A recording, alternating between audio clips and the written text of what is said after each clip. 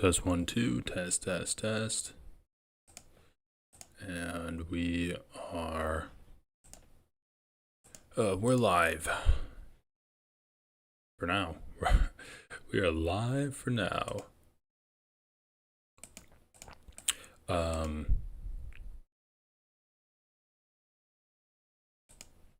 Let's see, I'll throw this up here so we can play some Elden Ring in the background, but yeah, let's just get into it.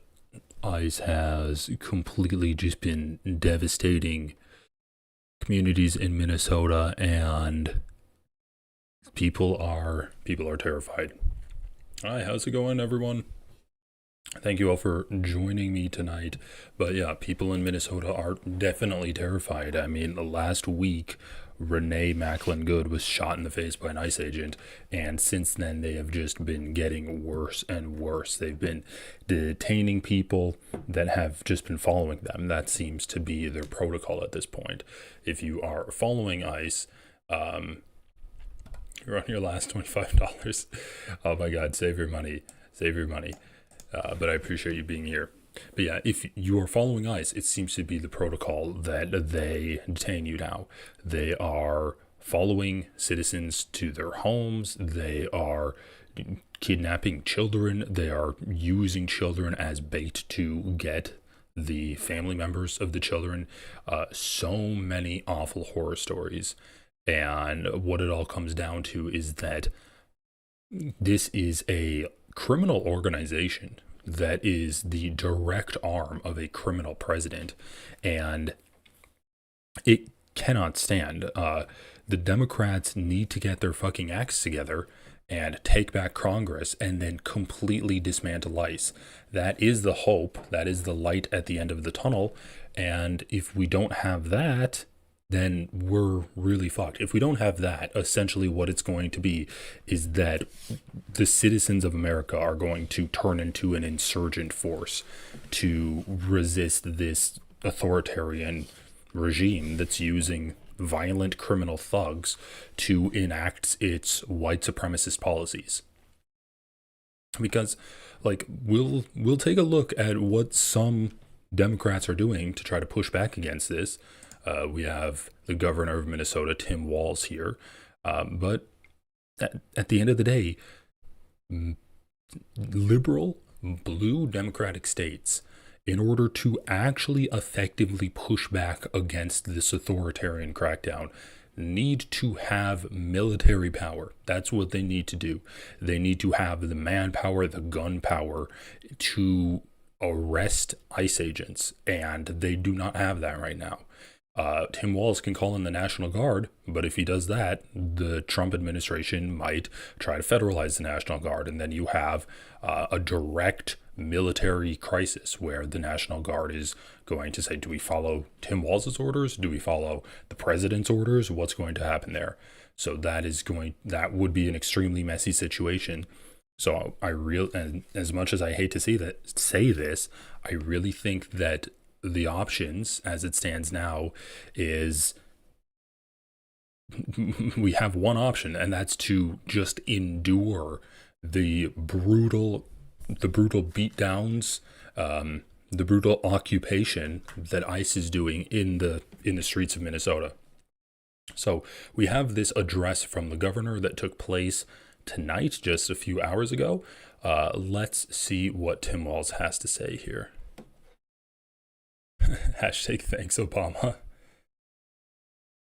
Oh, yeah. They're using children as bait.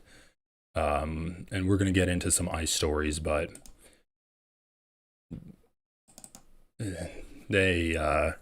ICE took children from a bus stop, elementary school children. They kidnapped them. When the parent came out, they abducted the parent and detained the mom, deported the mom. So kidnapping children to use them as bait to then deport the mother from school bus stops.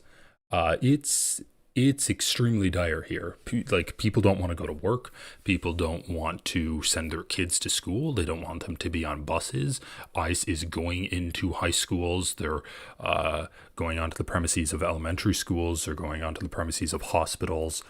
They've been terrorizing the entire state. And let's see, so iceout.org.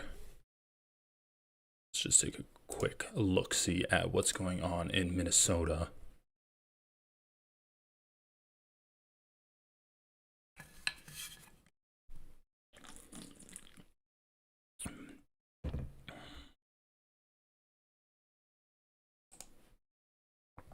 So, yeah, you can see a lot of fucking... Oh, sorry, hold on.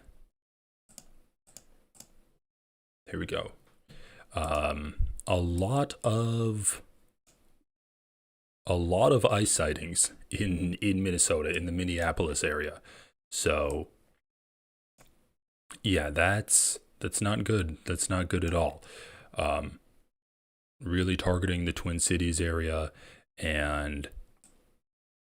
but they're all over the state. I mean, they're targeting minority populations, and minority populations are mostly in big cities, and that's where they are. But down in Rochester, in Mankato, Eau Claire is a college town, so they're over there in Wisconsin, also targeting like the liberal cities of Eau Claire and Madison, but up north in Duluth and stuff. But yeah, it's every day more horror stories. And I guess while we're into it, NPR News. Actually, let's go to NPR News. And every single day, the local radio station has been interviewing people that have been detained, tortured by ICE, and they are the lucky ones that have been released. But every day there's another horror story. So let's see. Let's just look up ICE. Renee Good killed by ICE agents. ICE using private data to intimidate observers and activists. Minnesotans describe their encounters with ICE agents. Okay, here we go. Let's listen to this. I'm Nina Moyni. This is Minnesota Now, and as always, we thank you for choosing to spend your time with us. We're spending the show today listening. Had been alerted. O'Keefe, I am a 14-year resident of Minneapolis. My name is Brandon Seguenza. I am a Minneapolis resident, U.S. citizen. I've known Patty O'Keefe for many years. So we're just gonna listen to some of these narratives that we have. I've got Instagram open at the same time now. Now this, as a 10th grader, was choked and his phone was stolen and resold by ICE agents. I mean, dude, it's just, these people are straight up criminals. I mean, Trump literally hired them from the people that were released from January 6th. He's targeting criminals. A list of ICE agent names was just leaked, and Enrique Tarrio, the leader of the Proud Boys, is a member of ICE. Like, they are specifically hiring criminals, and so why are we shocked when they do criminal stuff? Police don't need probable cause to break. Dude, holy shit. Anyway, let's listen to some of these anecdotes. On January 11th, myself and Brandon had been alerted to an ICE sighting in our neighborhood and told that they were pepper spraying an observer. And so we headed to the scene because from everything we've heard, that when more people arrive at a location where ICE is, they are less likely to use force and less likely to deploy chemical irritants. We were following ICE as they left the scene, and this is really important to know. ICE agents are bullies, and if you are alone following them, they will single you out. They will use violent force against you to punish you. But if you have a crowd of people, then they are cowards at the end of the day. They are going to retreat from you. They might try to single out a single person. They might try to target a single person. But it's important to stay strong as a crowd of people. So it as dangerous as it is to follow ICE agents, because They are violent thugs. If you follow them and you get on their nerves, they will use violence against you. That is just, they've made that abundantly clear. As dangerous as it is to do that, it is really important to do that because they do criminal actions all the time. And what the point of what ICE is doing is that they're trying to overload the media with these horrible actions they're doing. So they murdered someone last week. Every day, another story comes out about how they're throwing someone down to the ground, cracking their skull, preventing someone from getting their life-dependent medication, detaining people that are just following them, pepper spraying people for no reason, shooting people with less lethal ammunition for no reason. Like every day, more horror stories are coming out about this. So it's important that all of these things are documented and people don't get overwhelmed and they still go out there and they follow them. I think that protesting is a vitally important action that you can do.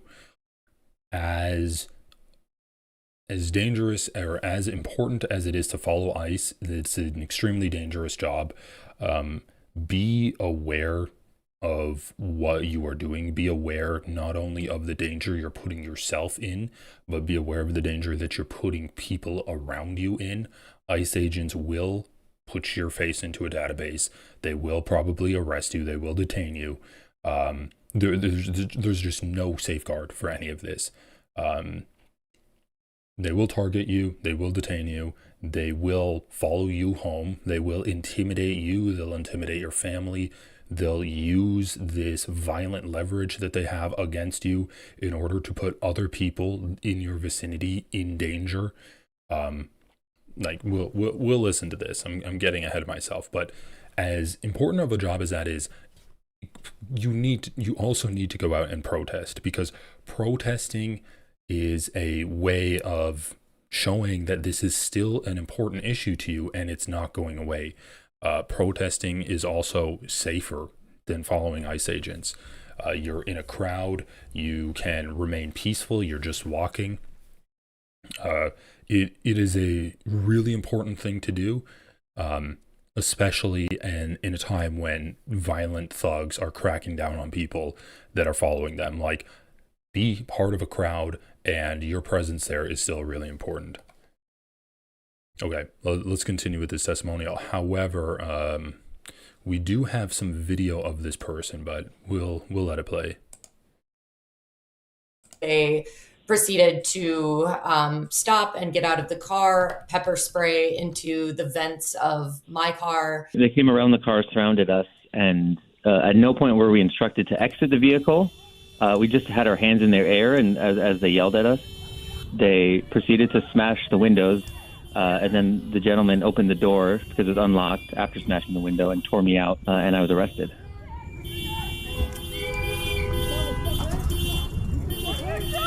When we were behind ICE and they were coming up and surrounding our car and telling us that we were obstructing them, I mean, we weren't at a live raid.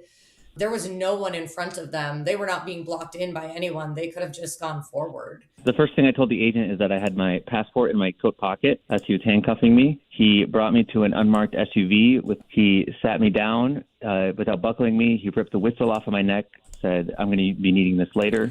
Wait a second, guys. Do I have a selfie of myself with this woman?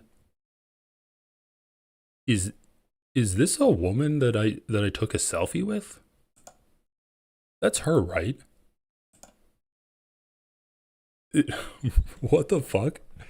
That's actually crazy. Oh my god, she was so chill. Holy shit. So dude, I mean, that could have been fucking me. That could have been me that got arrested by these people and got tortured. That's definitely her, right? Me immediately started taunting me. The driver of the car said, "You guys got to stop obstructing." All right. Okay. Continue, NPR.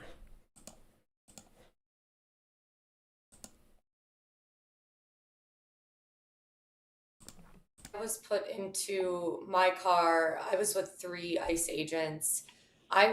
They immediately started taunting me, mocking me. They took a picture of me. They called me ugly. The driver of the vehicle, the ICE agent that had pepper sprayed into the vents of my car, said, "You guys got to stop obstructing us. That's why that lesbian bitch is dead." Verbatim. Speaking about Renee Good, which filled me with absolute rage and shock that you could say that to one of her neighbors. I live 8 blocks away from where she was killed. I was brought to a federal detention facility for 8 hours, and I was never charged with a crime. I saw people in detention, hopeless people that had their heads in their hands, that were staring at the walls. There were cells with 8 or more people in them. I was in the U.S. citizens area of Whipple, and eventually 2 other men were brought with me. During my detention, I was at one point brought into a room with 3 gentlemen from the Department of Homeland Security Investigations. They asked me for the names of people that are undocumented and the names of protest organizers in exchange for money or in exchange for helping out family members that are undocumented, of which I have none. And there were 2 other men in this. Yeah, so they're offering legal favors and money in return for helping out, like, identify protesting organizers and also illegal immigrants. With me, both Hispanic men. One of them was offered the same offer. They offered him also money or legal protection for undocumented people if he would give up the names of undocumented people, or if he would give up the names of protest organizers. I was shocked when I heard this. I didn't know that was something they were doing. My heart was breaking for all my neighbors, especially because on the way to that room, I saw many, many people, mostly Hispanic people, in cells crying. We heard people yelling, "Let me out." We heard screaming. We heard just wailing, desperate wailing.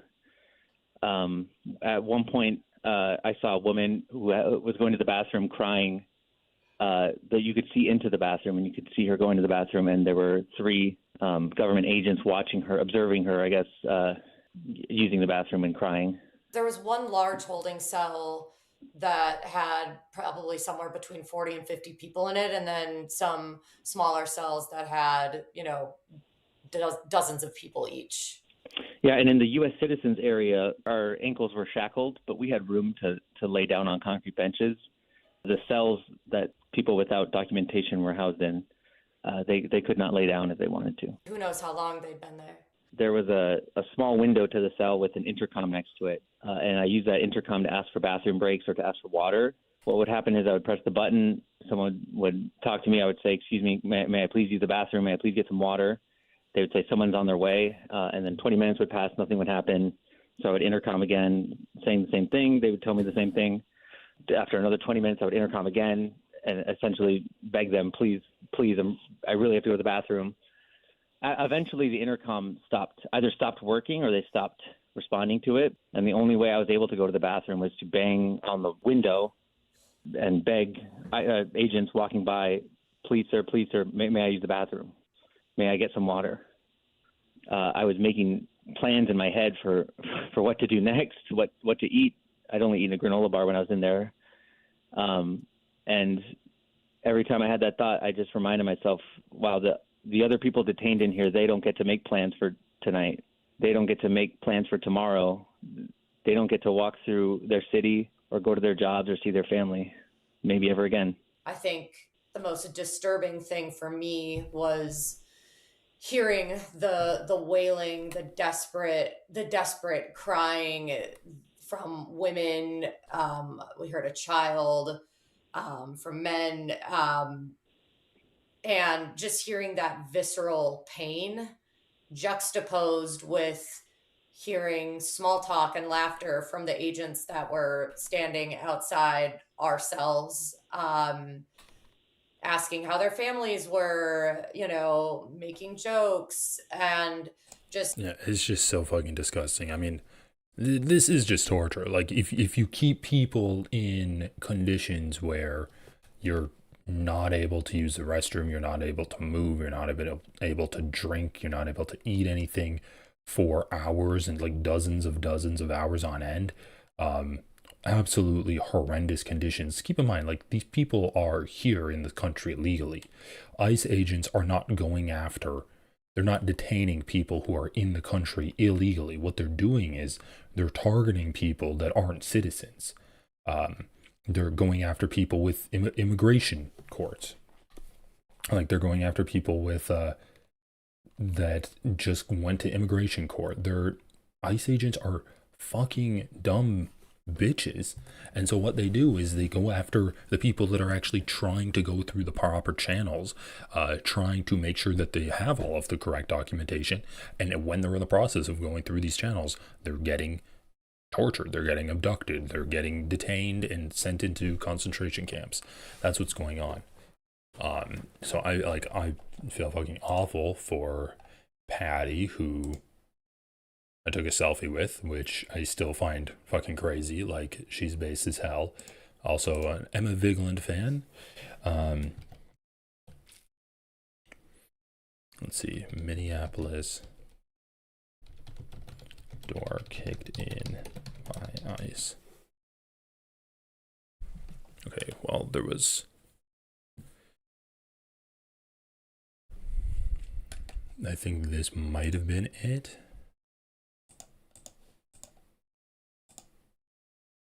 ICE agents clash. Minneapolis. We have got ICE operations going on right now in a neighborhood there. We have got an AP camera that is following the action around.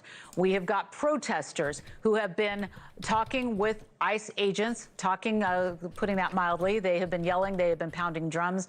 We had the sound up, but there is profanity. I don't know if we want to put the sound up. We're not going to put the sound up, but we're going to watch what happens because this is live. It is unfolding as we speak. We don't know what to expect because this is a live shot that we are not necessarily in control of, but you see armed officers are coming out of the car, I'm being told, as these protesters are pounding their drums. They are yelling. They are blowing whistles. They are using hand gestures towards these ICE agents who are in a Minneapolis. Oh, they're using hand gestures.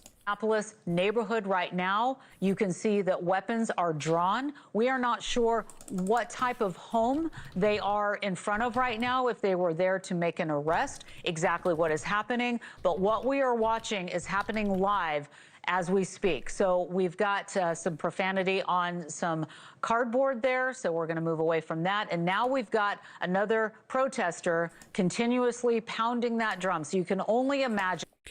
Protesters blocked the ICE operation. And this is why it's important to be in a fucking group, man. They're literally baby Nazis role-playing. Okay, guys, look at how insane this is. Okay, look. This woman, Patty O'Keefe, she gets detained by ICE. She gets, like, sent into essentially torture facilities. Being taken to a federal detention center. 3 ICE agents that were in the car with me immediately started taunting me. The driver of the car said, you guys got to stop obstructing us. That's why that lesbian is dead. Okay. So, rubbing it in their face that Renee Good got killed. This lady I had met at a protest like 3 days before. Look at this. This is the same person, correct? Right here. This woman, Patty, what's her name? I fucking don't know.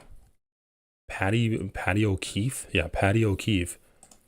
She's fucking based as hell. Like, going to the same protest as me. This could be anyone. If you are out on the street and you feel like it's your job to document what ICE is doing because they are criminals, they are a criminal organization, like,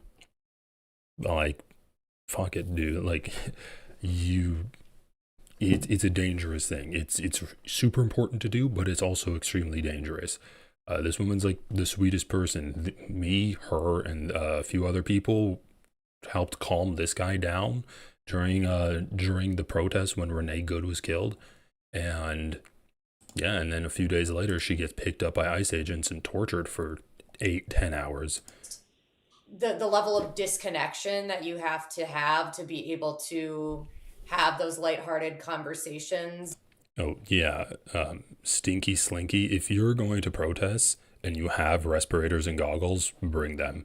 Like, you don't have to wear them, but bring them with you. It's really important. They will use chemical weapons against you.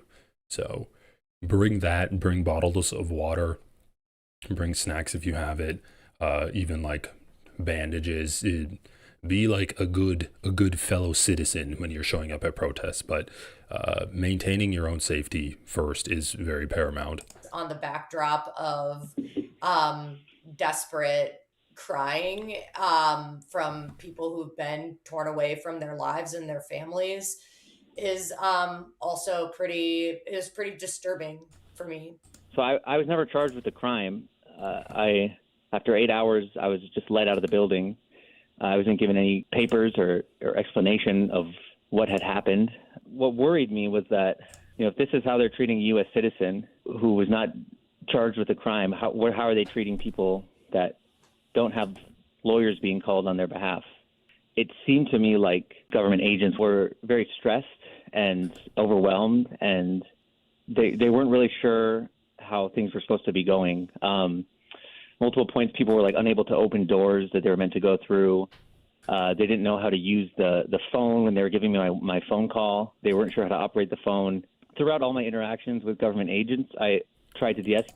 Also, one more thing: if you guys are going to protest, if you are going to, if you're going to follow ICE agents, take any kind of biometric information that can unlock your phone off of your phone. Disable it. Keep it password protected only, because ICE agents can and will use biometrics to break into your phone. Then they have your contact information. Then they have your social media information.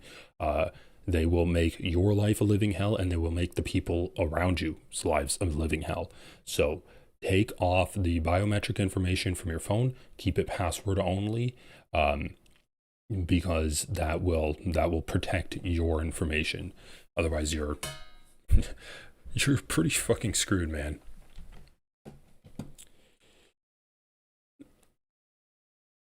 Yeah, no, don't worry about them getting agitated any more than they already are. All right, Unfathomable. We'll try to stay woke. Okay. I told them that I don't hate them. I suggested to them where to get good winter coats and good winter boots, because most of them were from out of town and weren't really sure how to deal with the weather. I just tried to remind them that I'm a person and that all the people in this facility are people just like them.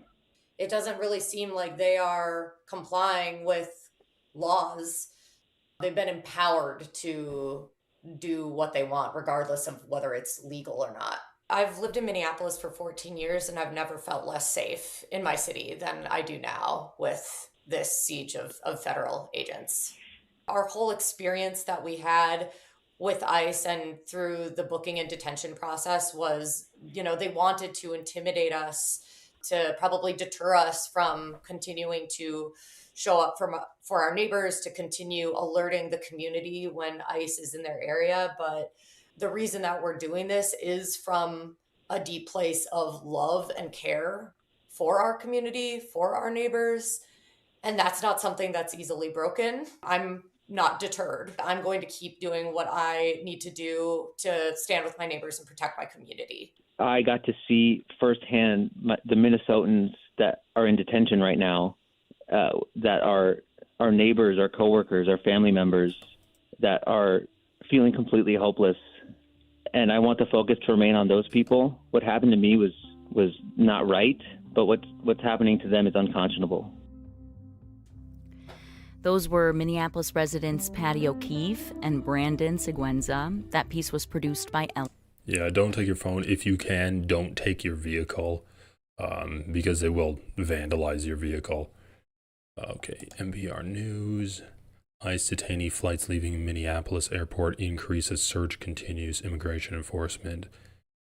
ICE using private data to intimidate observers and activists. ICE agents at Twin Cities hospitals alarm medical staff. Yeah, they're showing up at hospitals.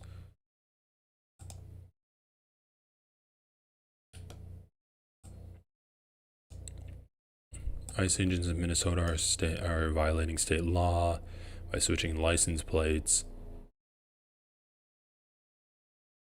Minnesota is suing feds to end the ICE invasion. This ICE entry. Okay, I think this is federal agents illegally broke into a man's home in North Minneapolis over the weekend in what an attorneys say was a clear violation of the Constitution. He was a 38-year-old Liberian man.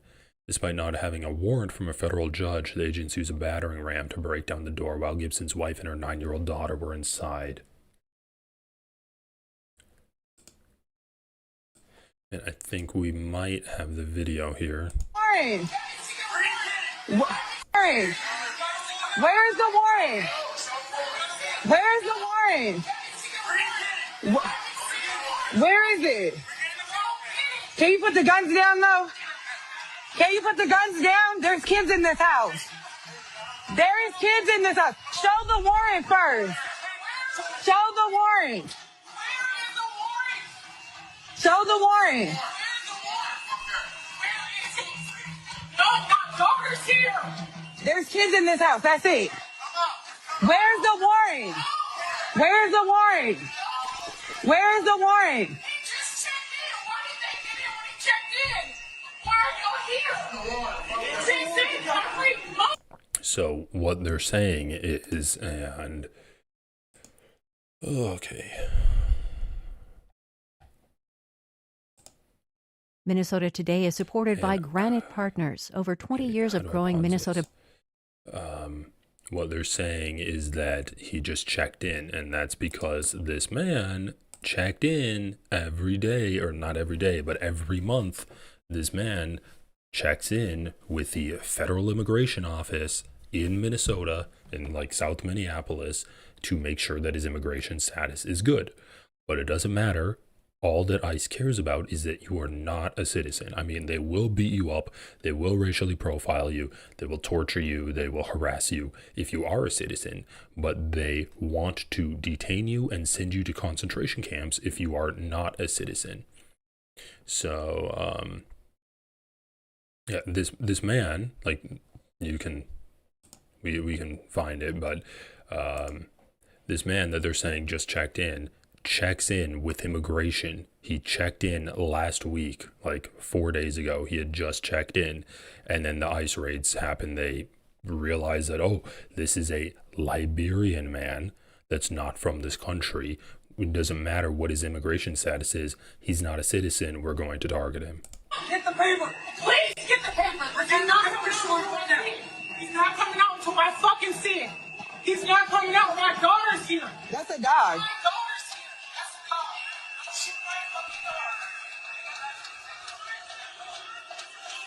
This is illegal. This is fucking. Where's the warrant?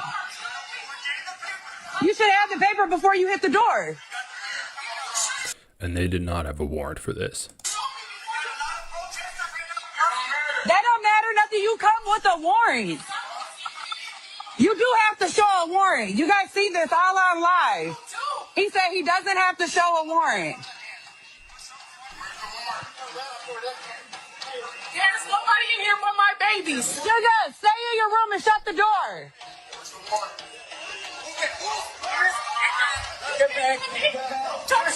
Sis, I'm not even touching nobody. Get your hands off of me.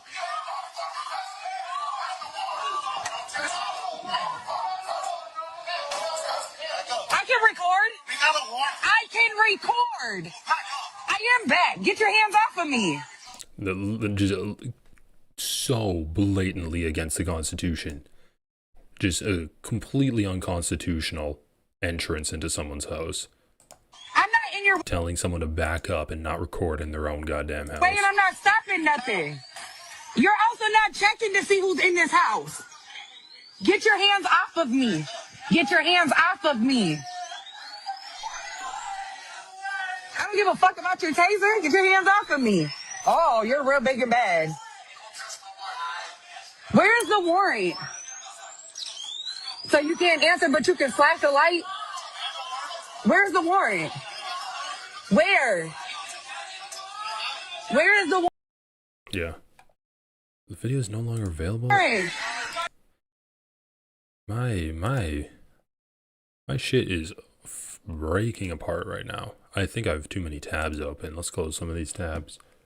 However, if you are white and a piece of shit just like ICE agents, turns out you can hang out with them.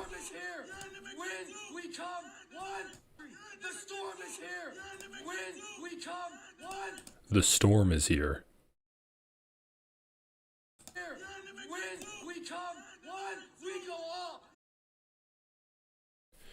Great shot of a white supremacist piece of shit. Okay, I have too many tabs open, which is annoying.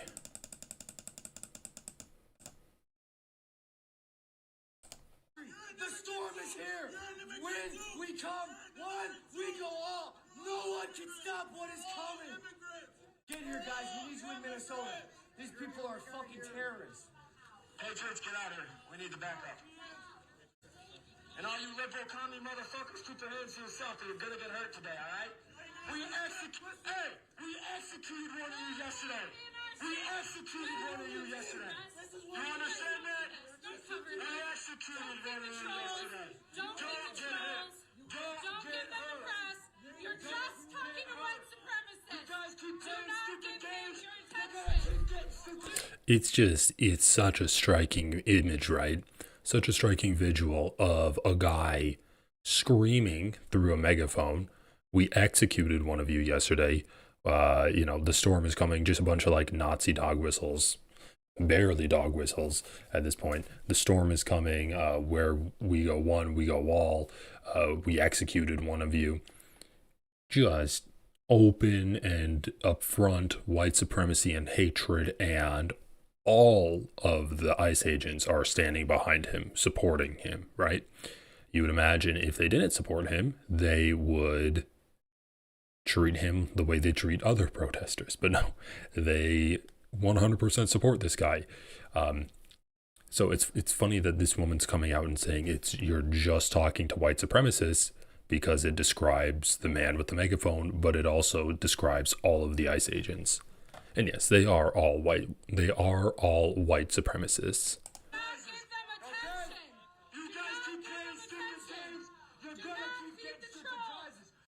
So I appreciate her saying don't give him attention because that's what he wants. But unfortunately, we're in a country right now where the white supremacists are the ones with the guns and the government backing them up, telling them that they're immune to all kinds of criminal charges coming back against them. So it's not good. So it's not like people have the luxury to ignore these white supremacists. Okay, we're gonna go over some of these posts that I made. It was so sad.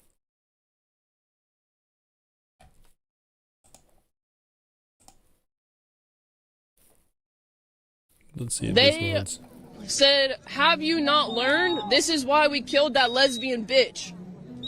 Can you tell us what happened to you? So first off, I'm a United States Marine veteran.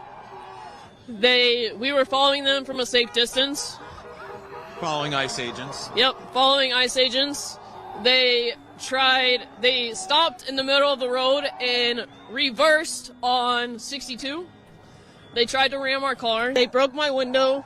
They yanked me out by my neck. They threw me to the ground. They stomped on me. They pushed my face into the ground. They put the cuffs on as tight as possible to the point where it took 6 agents to try to get them off.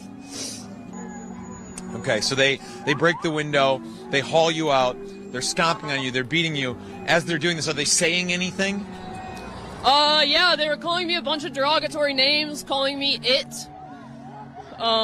They tried to break my ankle. When he turned my ankle all the way around, I screamed, and he said, "Yeah, I bet you like that, don't you?" I took an oath, and it's the oath that they're spitting on and stomping on. And this isn't Germany. They're Nazis. They're Gestapo. They think that they're above the law. They don't care. Yep. Yeah, I mean, just countless examples every day, more examples of people getting tortured. A teenage boy kidnapped in Minneapolis.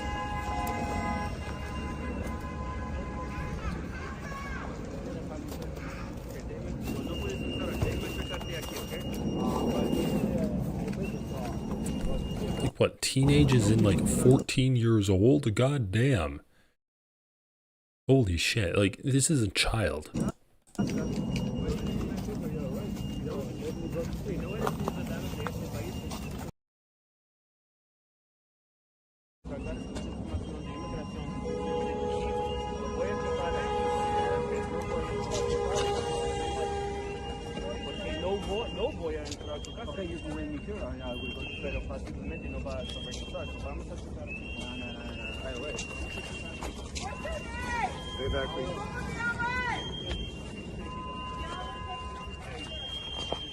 Yeah, they're arresting him because he's Hispanic.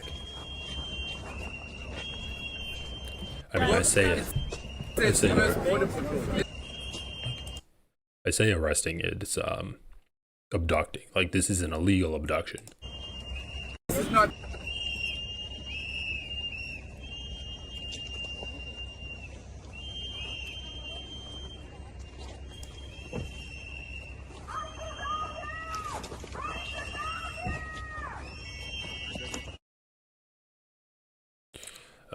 Just arresting a child off the streets. Some progressives wanted to abolish ICE. And while people in liberal cities are getting stolen off of the face of the earth, you have Democrats. You have the institutional Democrats giving you the institutional answer. Some progressives wanted to abolish ICE. What would you say to any progressives who might resume that line of conversation in light of the events? You need law enforcement. You do. I'm sorry. And whether you're using them correctly, that's a whole other conversation. But again, I wasn't for abolishing the police when that became a popular talking point, and I'm not for abolishing law enforcement now. Law enforcement now. Every day, horror stories are coming out about ICE agents violating people's constitutional rights, doing racial profiling, spewing vile hate against immigrant groups, races, and ideology. And you have Alyssa Slotkin, who is being groomed to take over the Democrat Party by Chuck Schumer, calling them law enforcement. That's what she's doing. She's calling ICE law enforcement. It's so ridiculous. Like, you can't make this shit up. Because I said, can you?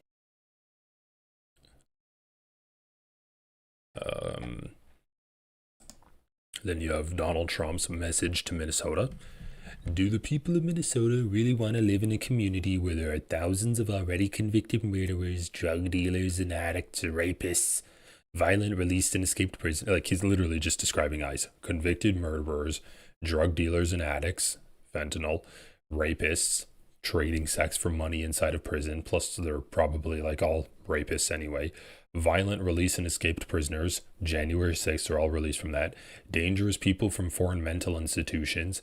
I mean, they're picking them up at gun shows, and the Republicans, they belong in mental institutions. And other deadly criminals too dangerous to even mention, bro. Even when Trump's being at his most authoritarian and evil, he's still hilarious. When are they Voldemort? He who must not be named? All of the patriots of ICE want to do is remove them from your neighborhood and send them back to the prisons and mental institutions from where they came. Most in foreign countries who illegally entered the USA through sleepy Joe Biden's horrible open borders policy. Just complete fantasy, making things up. Every place we go, crime comes down. In Chicago, despite a weak and incompetent governor and mayor fighting us all the way, a big improvement was made. Thousands of criminals were removed. Minnesota Democrats love the unrest that anarchists and professional agitators are causing because it gets the spotlight off of the $19 billion that was stolen. Fear not, great people of Minnesota. The day of reckoning and retribution is coming. It is absolutely Have you been crazy. Autistic woman begs for mercy as she is violently abducted by ICE in Minneapolis. I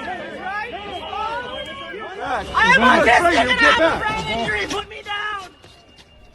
I was just trying to get to the doctor and I'm autistic. It takes me a second to understand. Step back. She was driving to a doctor's appointment and she got kidnapped by ICE. Fucking piece of shit. You get back.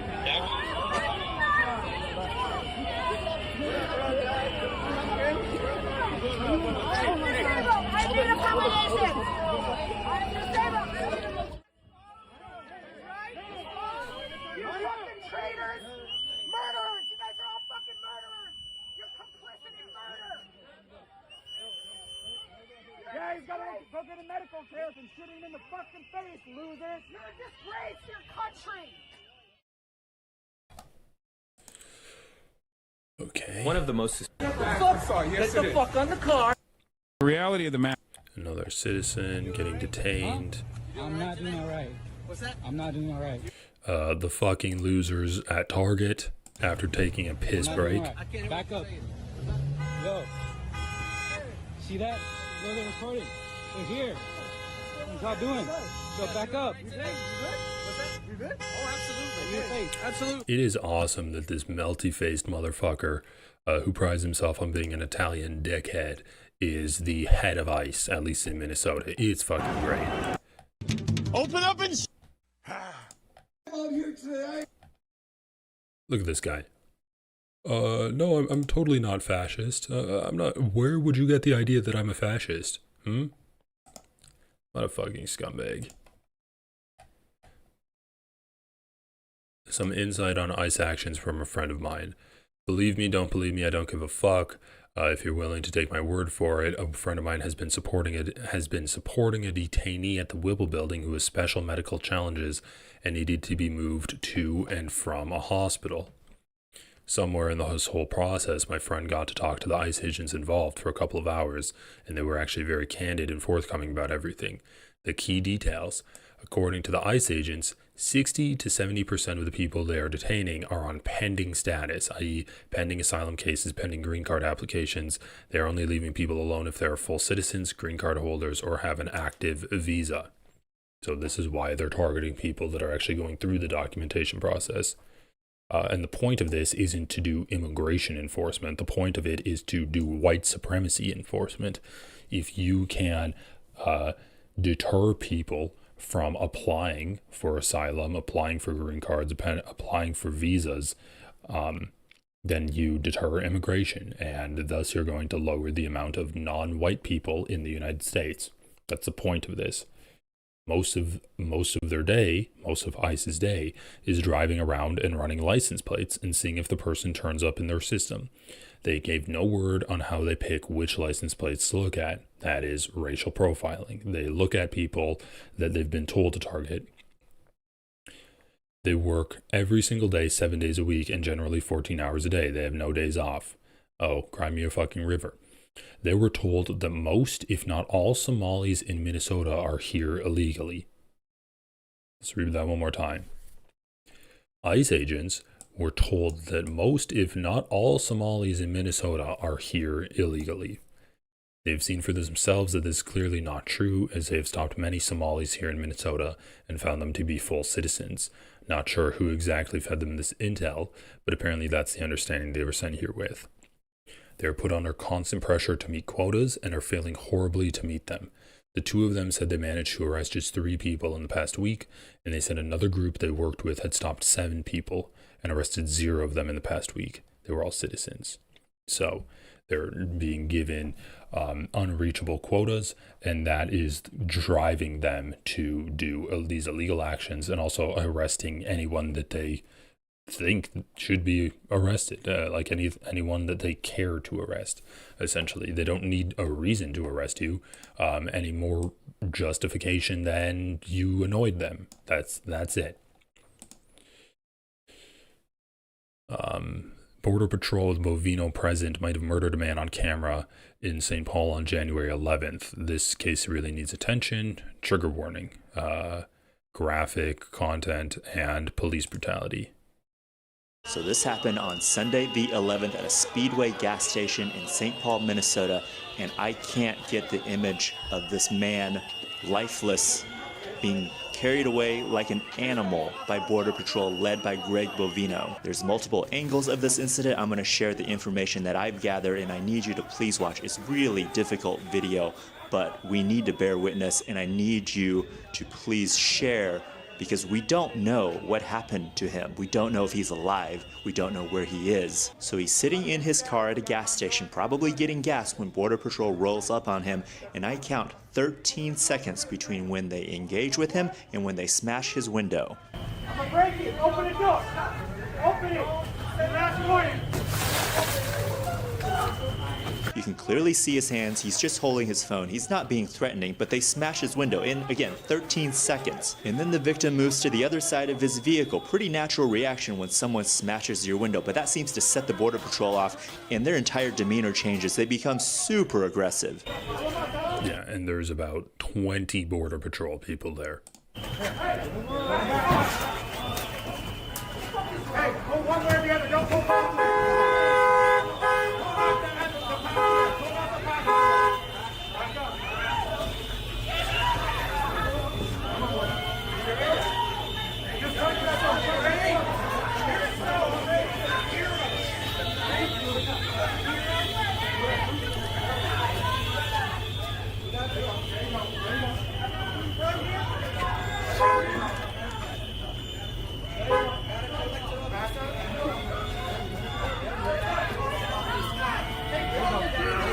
Back up, back up.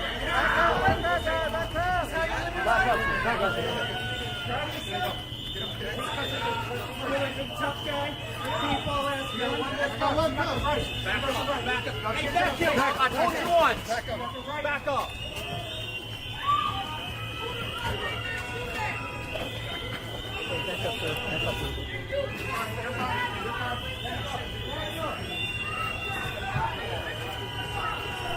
Yeah, I mean, half. By the way, that was a stupid death there to these skeletons. But like half of the shit they do is just so that they can shoot their own propaganda. Like they're fucking high schoolers that are jumping over curbs and like recording stylized videos so they can make, like, I don't know, throw up their own mixtape or something. They're fucking losers, man. So now it's hard to tell what's happening because they're pushing the journalists and photographers away. And this is like classic oppressive police tactics. When they want to brutalize somebody, they get all the people filming away. They block the cameras with their bodies so that you can't tell what they're doing.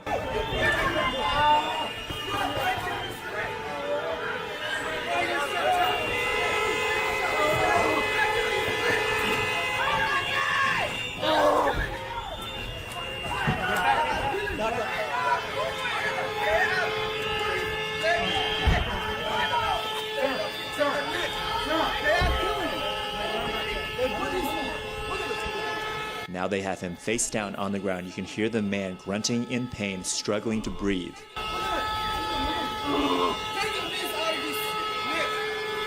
I mean, just fucking kidnapping, assaulting this person. It's hard to think of a more criminal action that they could do to him. Like, they're not raping him, I guess, but they're putting him unconscious on the ground. Like they're squeezing the life out of him with like four chunky pieces of lard, just kneeling on this guy's lungs, crushing him. One more. You go back there, and then I put you under arrest. One more. You get back. You go back there, and I put you under the arrest. What kind of authority does this fucker have to put him on? He's not a cop. The guy's a glorified white supremacist. That's what he is. He's like the grand wizard of the Minneapolis division of ICE. Back up. Back up.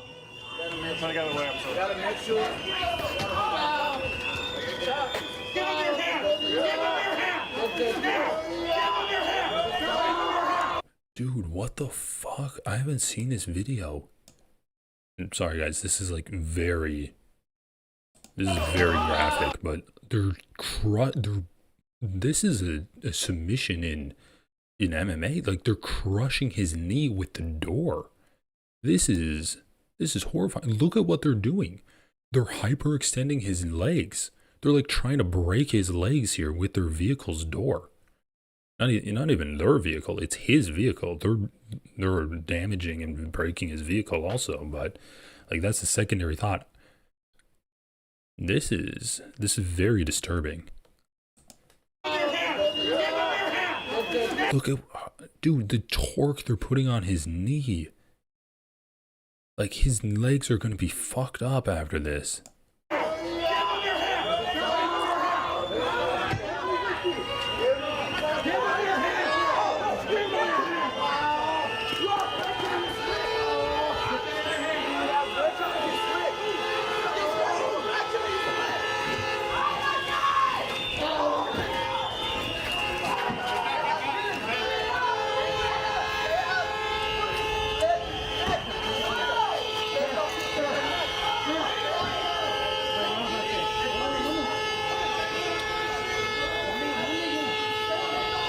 So in this angle, you can see his breaths, and they're pretty shallow until there's one large exhale, and then he goes completely limp. Notice the reaction of the Border Patrol around him. At the same moment, they all go hands off. They know something happened.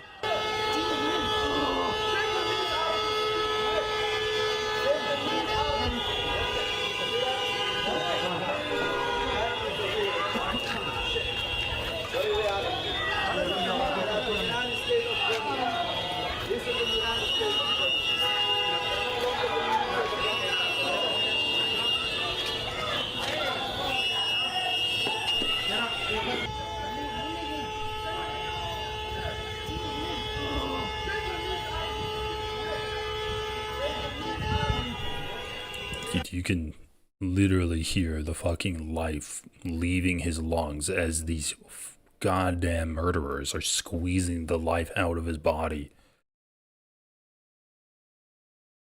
Like, I hope to God that he just passed out and he's fine.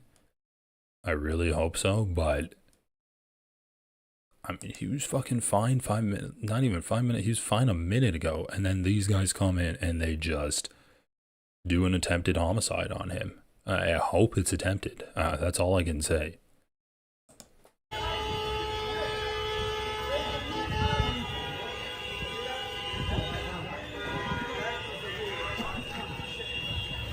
This is really hard to watch, but you got to stay with me.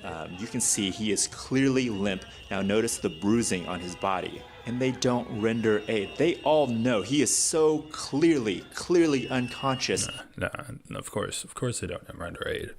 I mean, these are the people that murdered a woman and then just got in their cars and left. They prevent people from doing aid, and they don't clean up any of their own messes. Like, if this man died, what are they gonna just like dump him at a hospital, dump him at a police station, a fire station? Like, these people are losers in every sense of the word. They murder, they torture, they assault, and then they leave. They are the definition of a spoiled child that never had to learn how to take accountability for their own actions. And so when they make a mess, they're not going to be the ones to clean it up. Yeah, this is extremely sad. And they don't render him any aid. They just drag him off like he's a dead animal.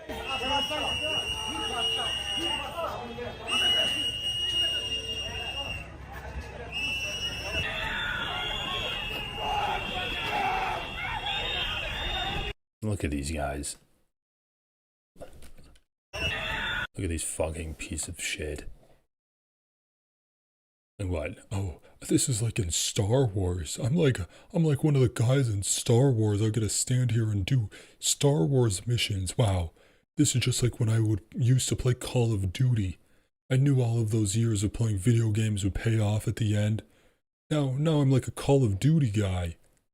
Oh my god, this is so cool. I get to stand here in military gear and kill people and then defend these murderers as they take the bodies and arrest the bodies.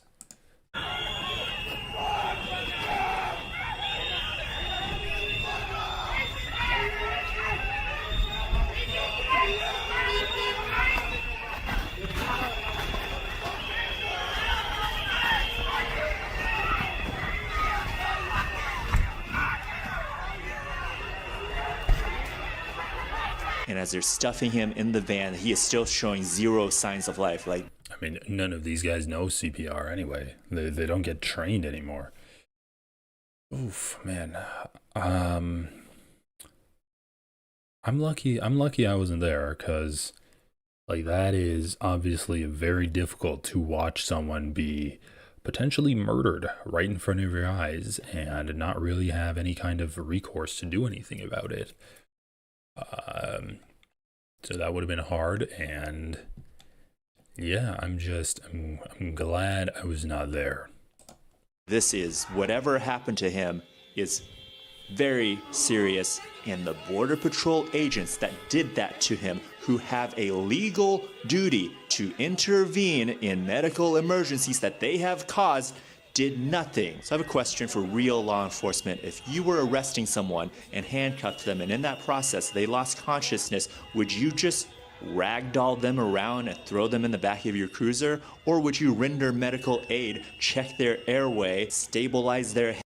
I mean, fuck, dude, it's just, this is the fact that this is not the most horrific thing that has come out in the past week about what ICE has done is doubly sad. Like, this is extremely sad, and this kind of pales in comparison to a woman getting fucking shot in the face 3 times.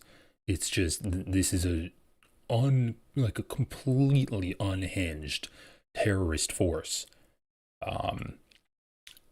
And let's just say it needs to be fucking hinged. It needs to be hinged. Call paramedics to get him checked out. This is just so beyond the pale. These Border Patrol agents use such excessive force on this man who was just sitting in a car. He didn't have weapons. He had his phone in his hand. That was it. They used such excessive force that I don't know if they killed him. Like, he is limp and lifeless and unconscious. That's all we know. So to do that and then not to render aid, to just drag him away like he's an animal, this is unconscionable. This is a clear pattern with ICE and Border Patrol. They use excessive force and then they don't provide medical attention to their victims. So Border Patrol shot a woman 5 times in Chicago in October. She had to call 911 herself and firefighters came and rescued her. The 2 people shot in Portland by ICE over the weekend. Same thing. They had to call 911, get medical attention for themselves. The ICE agent that murdered Renee Good, he walked up, took a video of her dead body, got back into his car and drove away.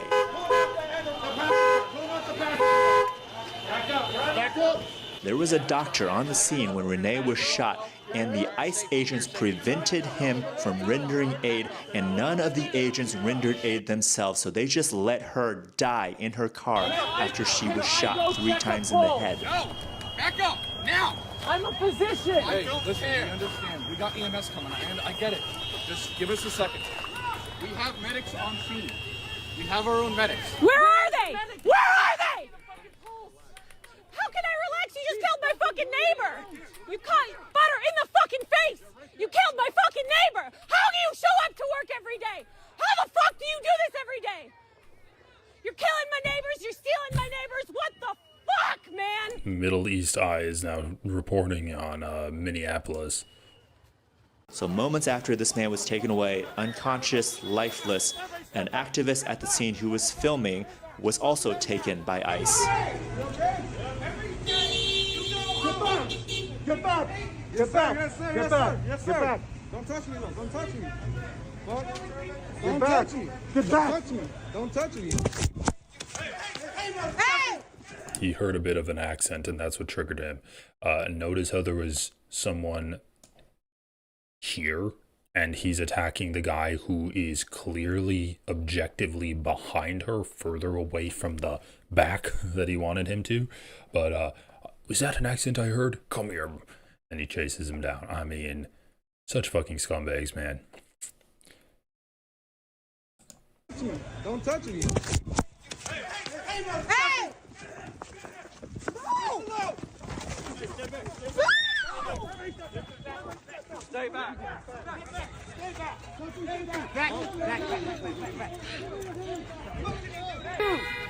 Give us a phone number. My girlfriend's right behind me! Then they're recording. I'm going to Victory 3! That's what they said! Victory! Because these fucking pieces of lard have nothing better to do than just beat the shit out of people that have every right to be in this society, and record them so that they can make edgy TikToks about it. What was his crime? What crime did he commit? He was filming them. That was all he was doing. And again, they just haul him away like he's an animal. So don't get the names confused. This man taken away, U.S. citizen, his name is Lalo. He was released later that night. We know that for sure. But we have no idea still what happened to the man that was unconscious, lifeless. We don't know what happened to him. Americans, we have to wake up to what our government is doing to our own people. Too many Americans are still not paying attention. These are clear crimes being committed against unarmed civilians, and no one is being held responsible.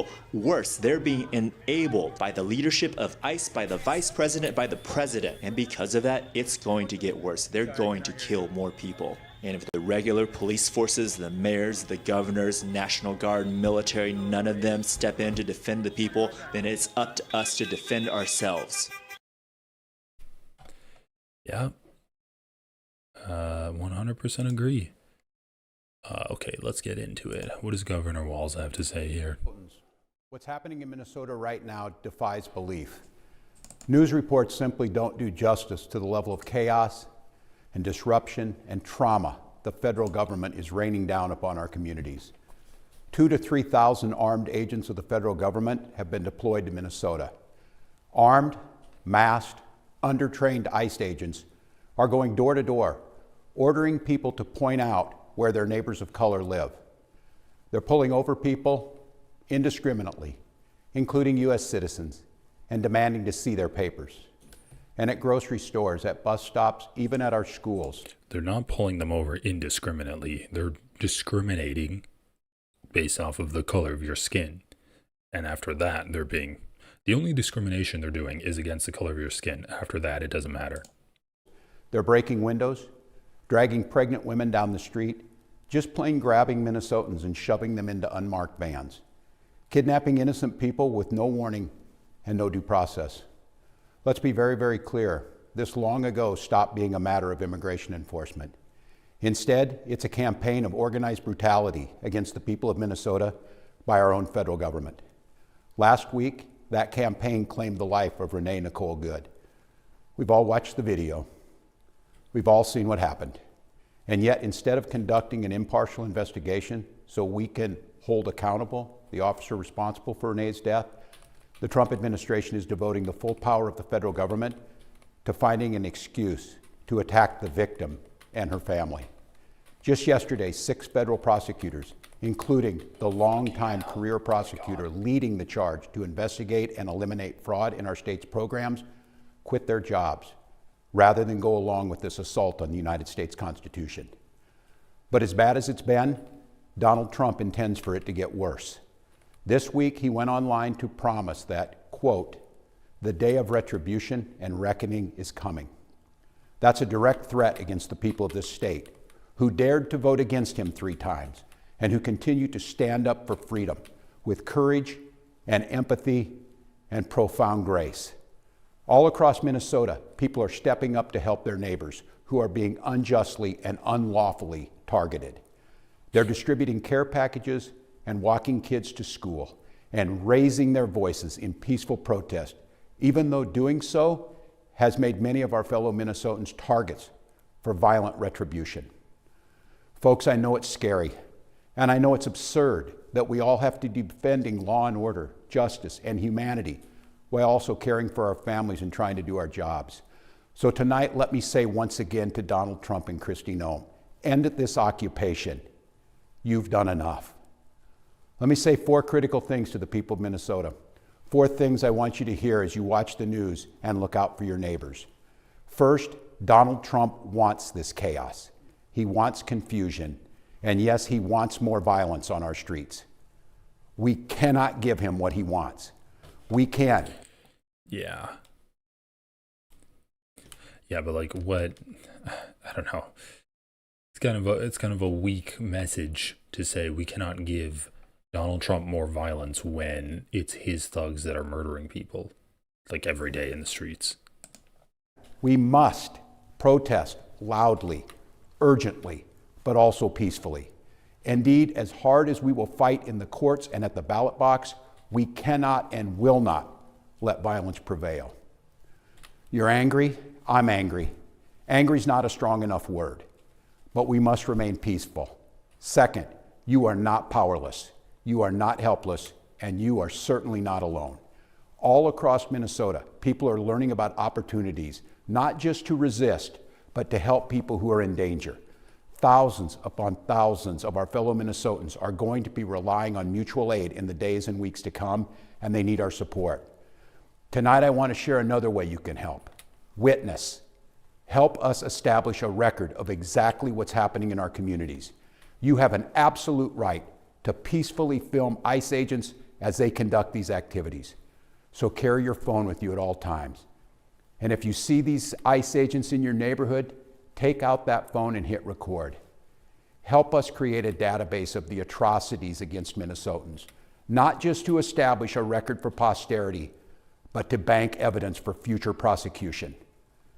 The third thing I want to say to you tonight is, we will not have to live like this forever. Accountability is coming at the voting booth and in court. We will reclaim our communities from Donald Trump.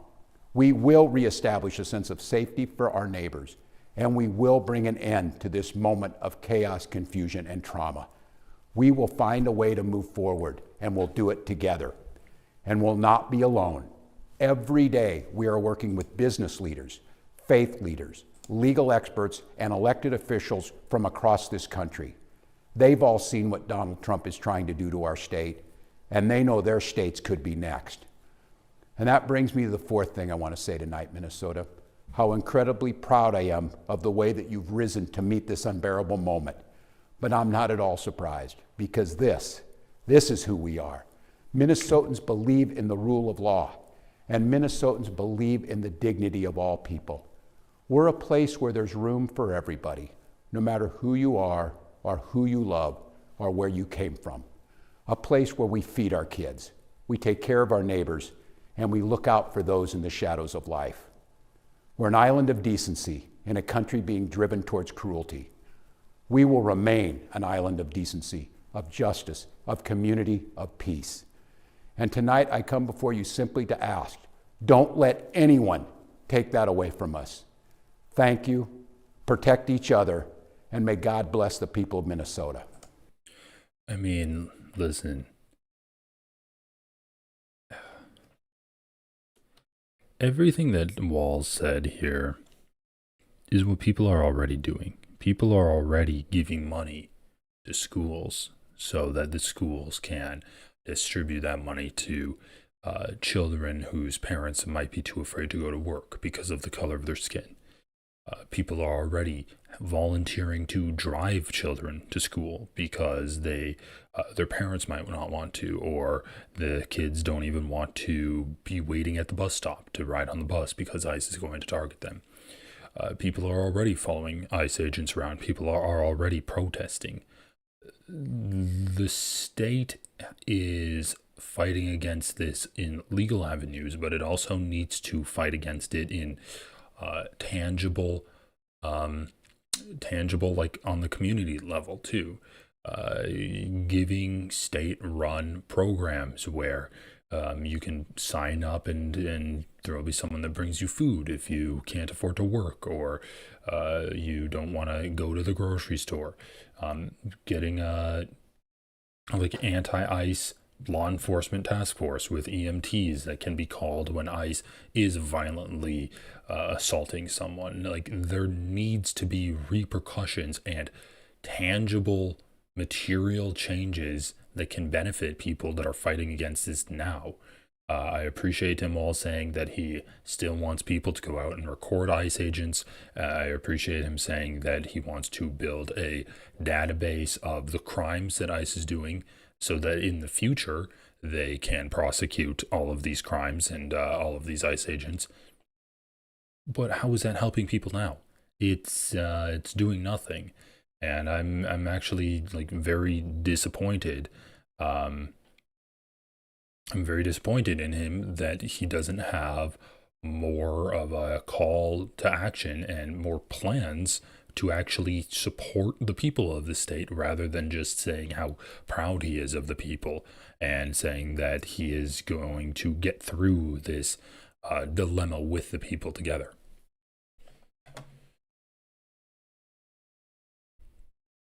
Let's prosecute them now, Walls. Yeah, exactly. Like, why? It's just,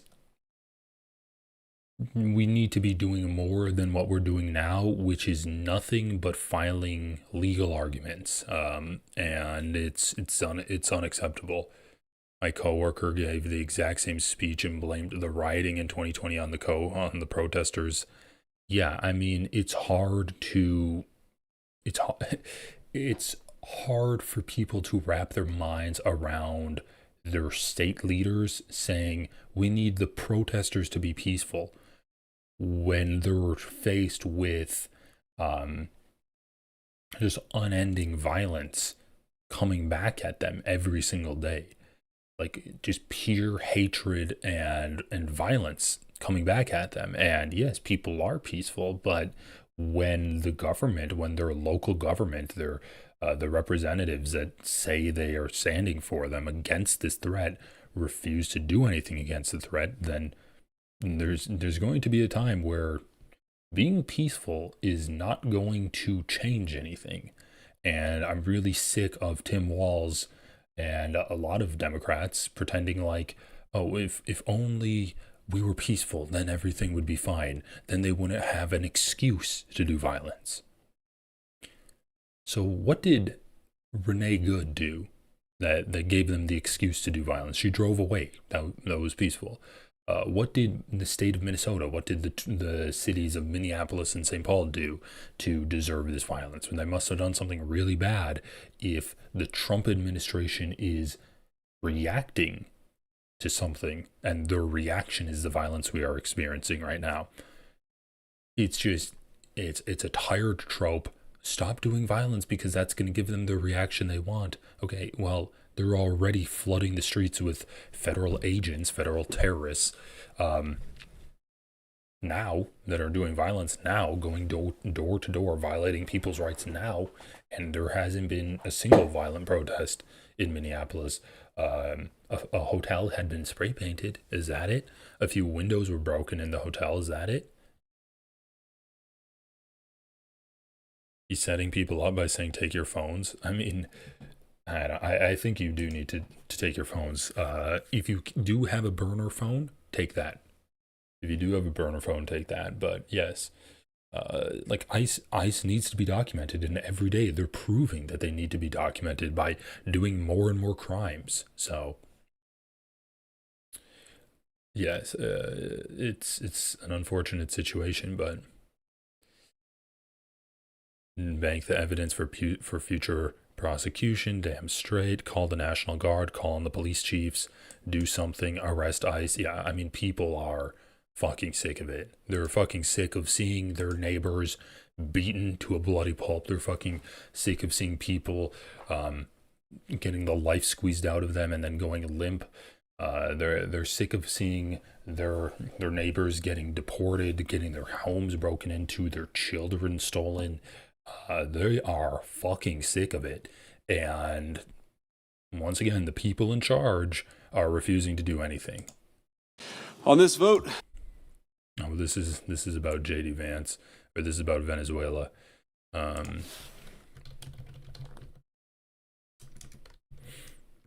Let's see what Fox News has to say about Minneapolis.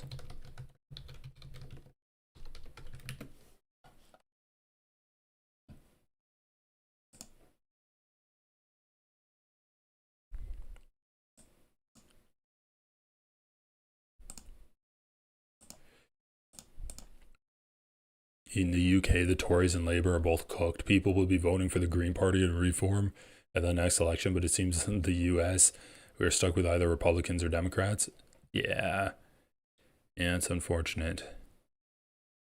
Come on, I want to see like the real Fox News. Come on. Fox 9 in Prairie, Minneapolis, St. Paul. Taxpayer-funded Minnesota charter school shuts down in-person learning amid ICE raids. They hired George Floyd's legal team for civil investigation. He defends the sanctuary stance. JD Vance fires back at ex-ABC journalist. Renee Good's former father-in-law says, I don't blame ICE for deadly shooting. That's so funny. Acting ICE director accuses Minnesota mayor of putting political ideology ahead of his constituents. Portland officer reassigned after video first surfaces with comments about Renee Nicole Good. Criminals get shot. Meet the Minnesotans killed by illegal immigrants that Walls Dems never held news conferences or vigils for. That's so funny. They're just like, well, other people were killed in Minnesota too, and no one held a vigil for them. Tom Homan warns anti-ICE agitators they have accomplished nothing as protests continue. Minneapolis mayor who told ICE to get the fuck out says he supports removing criminals. Okay. Yeah, he supports removing criminals because you know that he supports that by hearing him say, get the fuck out. Man from Venezuela was shot. What's this? Yeah, this happened today. Another shooting happened in Minneapolis fucking today. We want to take you to City Hall, where city officials are giving an update on another ICE-involved shooting there in Minneapolis. Let's listen live. On the limited amount that we know thus far, and then I will provide some comments thereafter. Chief. My name is Brian O'Hara, BRIAN_H-A-R-A. I am the Minneapolis Police Chief. At 6:51 p.m., Minneapolis police received a 911 call reporting a shooting on the 600 block of 24 Avenue North. Preliminary information indicates that there was a struggle with a federal agent in front of the resident. During the struggle, the federal agent discharged his weapon, striking one adult male.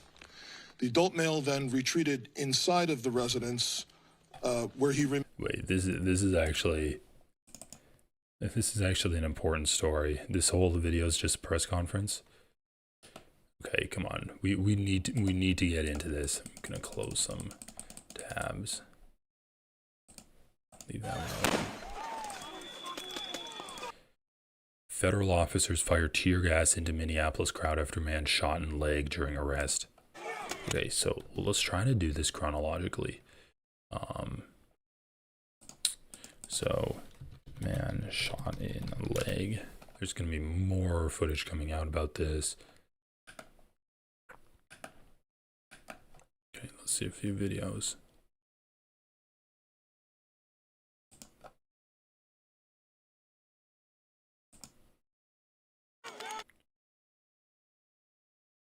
Oh, that video just died. Okay, so what happened? The city of Minneapolis confirmed a man was shot and taken to hospital. An ICE officer was also taken to hospital. Tensions over immigration enforcement have been heightened. Good's death sparked tension. The latest shooting prompted renewed clashes between demonstrators and law enforcement. The city's police chief Brian O'Hara said, adding his officers were hit by fireworks, ice, and snowballs. Minneapolis city officials said on X, we understand there's anger. Okay, well, what happened? Why are they not describing it? The DHS statement, maybe said a statement that the man got out of his car and an altercation took place between him and an ICE official. It added, during the incident, two other people emerged from a nearby apartment building and allegedly attacked the officer. Fearing for his life and safety as he was being ambushed by three individuals, the officer fired defensive shots. Both attackers are in custody. Hey man, if more ICE officers feared for their safety, then there would be less people, they'd be a lot less willing to do illegal crimes.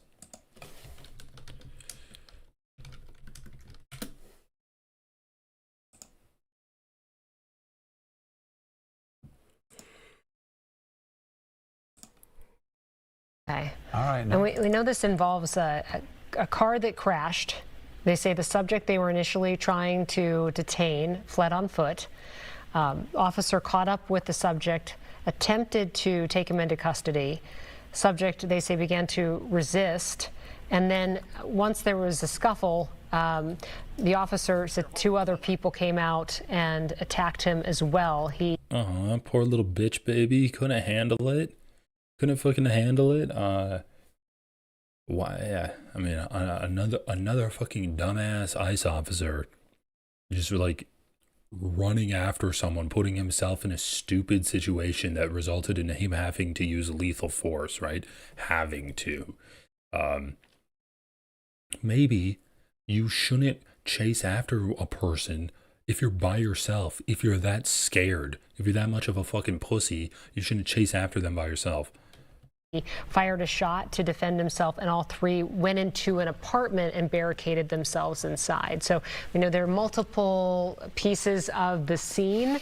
We're not sure how far away the crashed car, fled on foot versus apartment that was barricaded are from each other. All right, let's try this one more time. Maury Glover on the scene there. All right, we are having so much trouble with Maury. It's not Maury's fault. Well, I'm worried because no, I'm not really worried, but he's fine.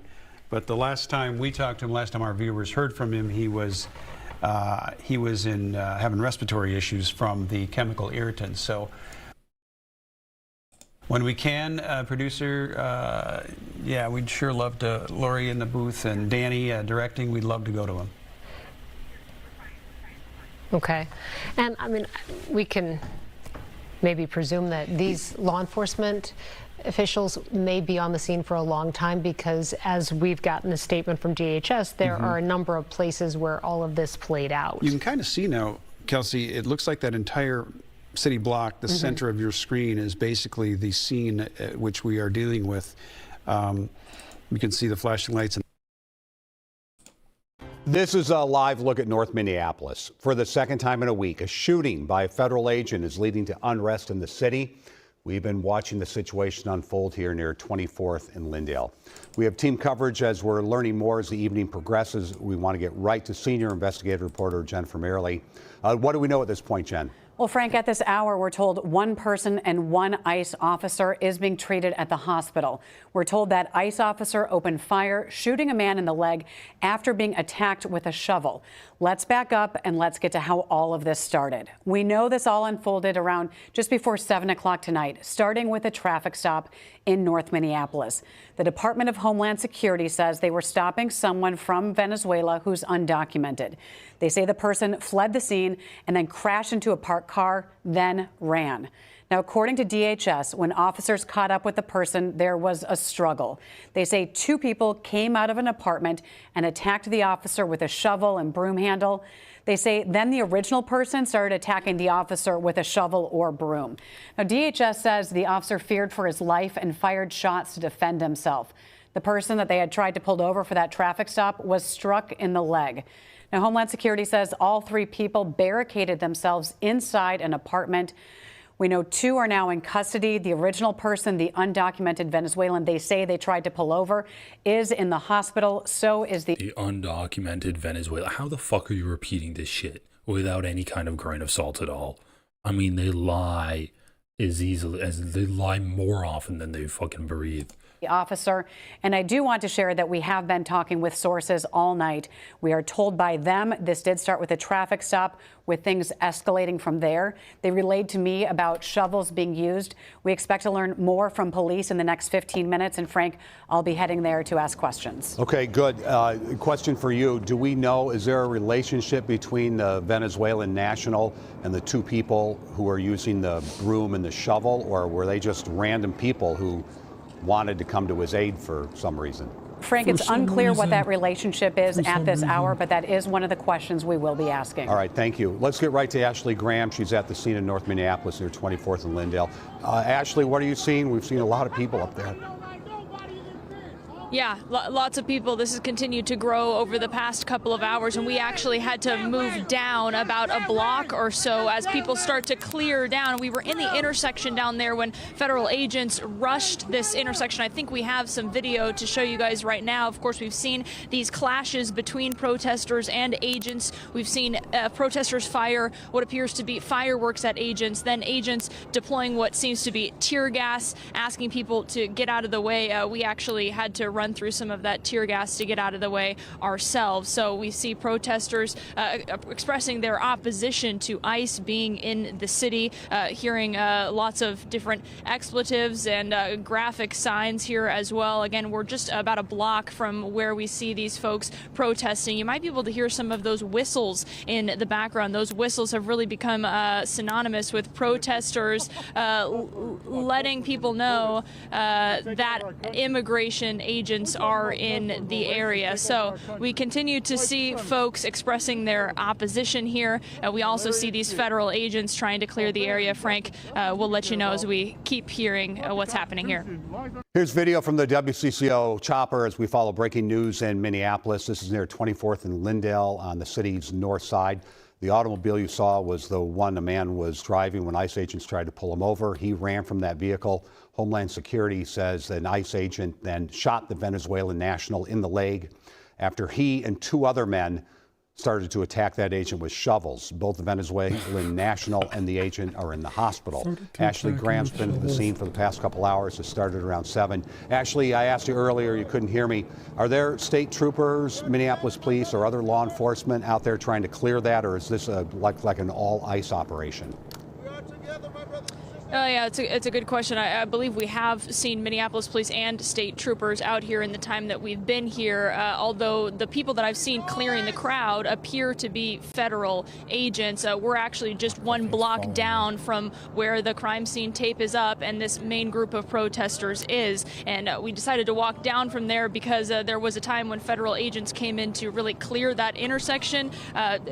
Deployed what appeared to be tear gas and flashbangs, and we had to get out of there along with the group that had been forming there as well. Now that group has started to reform down there at that intersection. I believe it's 24th and Lindale, just down from where this investigation is happening, and it's hard to describe how tense the emotions are out here. A lot of people extremely angry, expressing their opposition to ICE being in this city, although there's a lot of other people as well who are driving by asking, hey, what's going on? You know, we hear those whistles that we've started to hear a lot of protesters bring when they see these ICE agents doing their operations. So a lot of people trying to wrap their head around what's happening here. A lot of people very angry, expressing their opposition. Some of those people, even what we've seen, kicking federal. I mean, a single dude.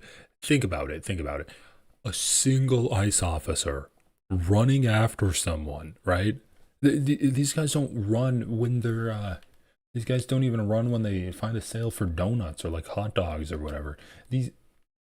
One guy's gonna run after someone and then he gets jumped by 3 other people with shovels that come out to help jump him. And it's an undocumented Venezuelan migrant. Just so happens to be Venezuelan, exactly Surrounding Venezuelan. federal cars as they come and go from this investigation site. So again, really tense emotions out here. A lot of people extremely angry and expressing their opposition to ICE being in this city, something that we've heard from Mayor Fry as well as from the governor, both of them saying they don't want ICE here, but then asking people to be peaceful as well. So again, we've seen these clashes between protesters and federal agents just about at 24th and Lindale, not far from where this investigation is happening, and we'll continue to keep you guys updated what we see out here tonight. When people hear, hey, stop and say, hey, what's going on, is any part of the narrative an ICE agent was attacked by a couple people with a shovel and a broomstick, or is that just so far removed from the conversation it's more just about their presence? I'm just wondering if the circumstance changes this as opposed to the shooting that we saw a week ago. What? I'm wondering if the circumstance changes this? Dude, no one gives a fuck. I shouldn't be there in the first place. Up there was one Minneapolis police squad car as well as some federal agents that we could see, but now these protesters have really started to push in, and I believe my photographer might be able to get a little bit closer to give you guys a vantage point of what we can see in there. It appeared to be state patrol seemingly holding a line there for quite some time, but now we're starting to see some smoke in the air. It's possible that this could be tear gas of some sort. They've been using that to break up the crowds out here. We've also seen some flashbangs. But on the other side of this, we've seen protesters appear to be firing firecrackers at these agents, at this law enforcement, surrounding different cars at different times as these agents have tried to come in and out of the area. Sorry, I'm pausing for a second to see if they might be making an announcement of some kind. Looks like these agents might be moving in some way, interacting with protesters here. So yeah, this is a very fluid situation out here. What I can tell you is that it's very high emotions. People are very angry. A lot of people expressing their desire for ICE to leave the city in the same way that the mayor and the governor have been. But out here, we've definitely seen that culminate in clashes between these protesters, federal agents, and state patrol at times. Frank? Ashley, I know it's hard to tell. I saw 26th Avenue. I know it was over at 24th and spreading. Has this crowd? Swept up U.S. citizens.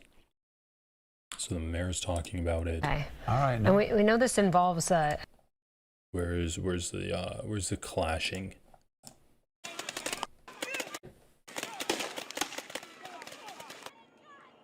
And so these are the federal officers, not even Minneapolis police. These are federal officers that are doing like crowd control now.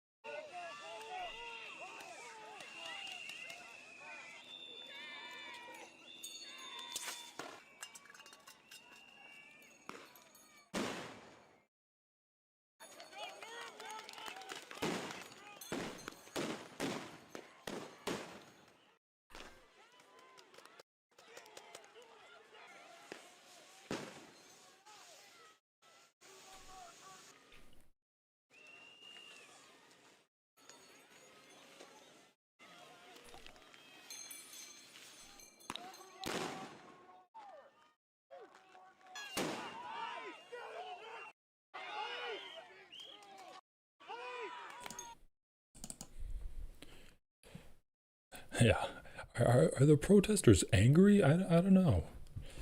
I don't know. They seemed just they seemed a little tiffed, I think. Okay. Anyway, every single day there's more horror happening. Okay, we need to just watch.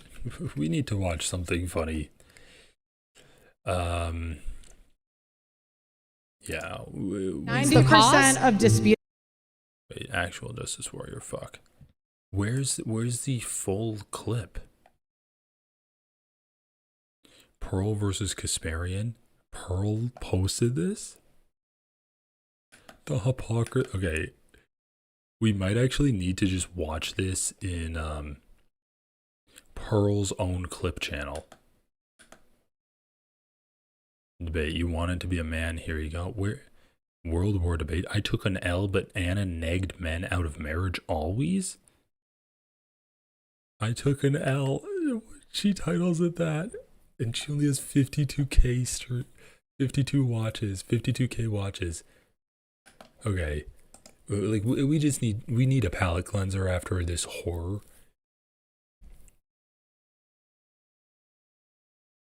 Oh, yeah. I mean, at a point, you need to just not fucking watch it at all. Like, at a point, you just need to be like, all right, ICE is bad. I'm moving on with my life for at least the current times.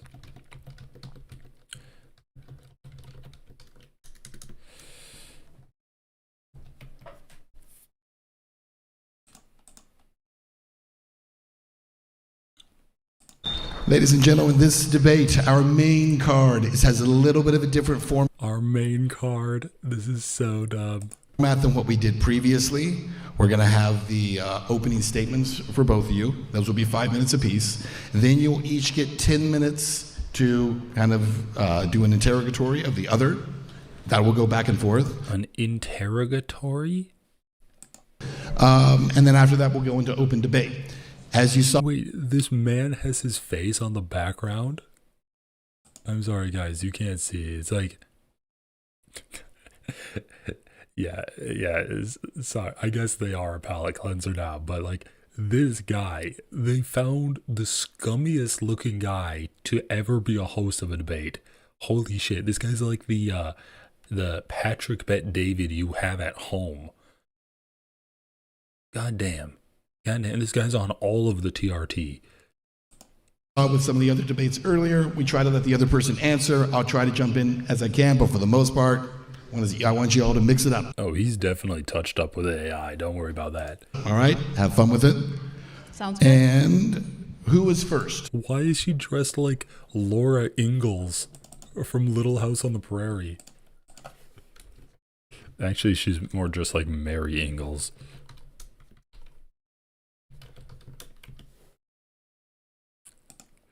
Come on, I need an actual image.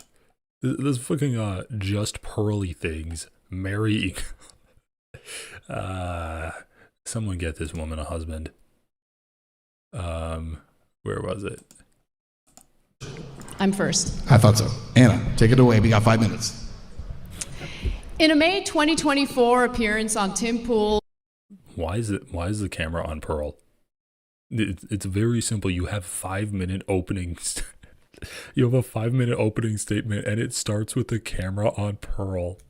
Culture War podcast, my opponent, Pearl Davis, declared that women aren't really doing much. We're not having kids. We're not really contributing to the economy when you look at output. In fact, she uses this ridiculous assertion to argue that women should not have the right to vote. While it's I do love this because it's like they're both horrible in their own way. Like Anna Kasparian is essentially just repeating like right-wing talking points on her show. Her show has been completely taken over by anti-Semitic Nazi enthusiasts. She famously had that meltdown of like, stop saying I'm a birthing person, I'm a woman. But she will be a white feminist. That's what Anna Kasparian will be, and that's what Pearl refuses to be.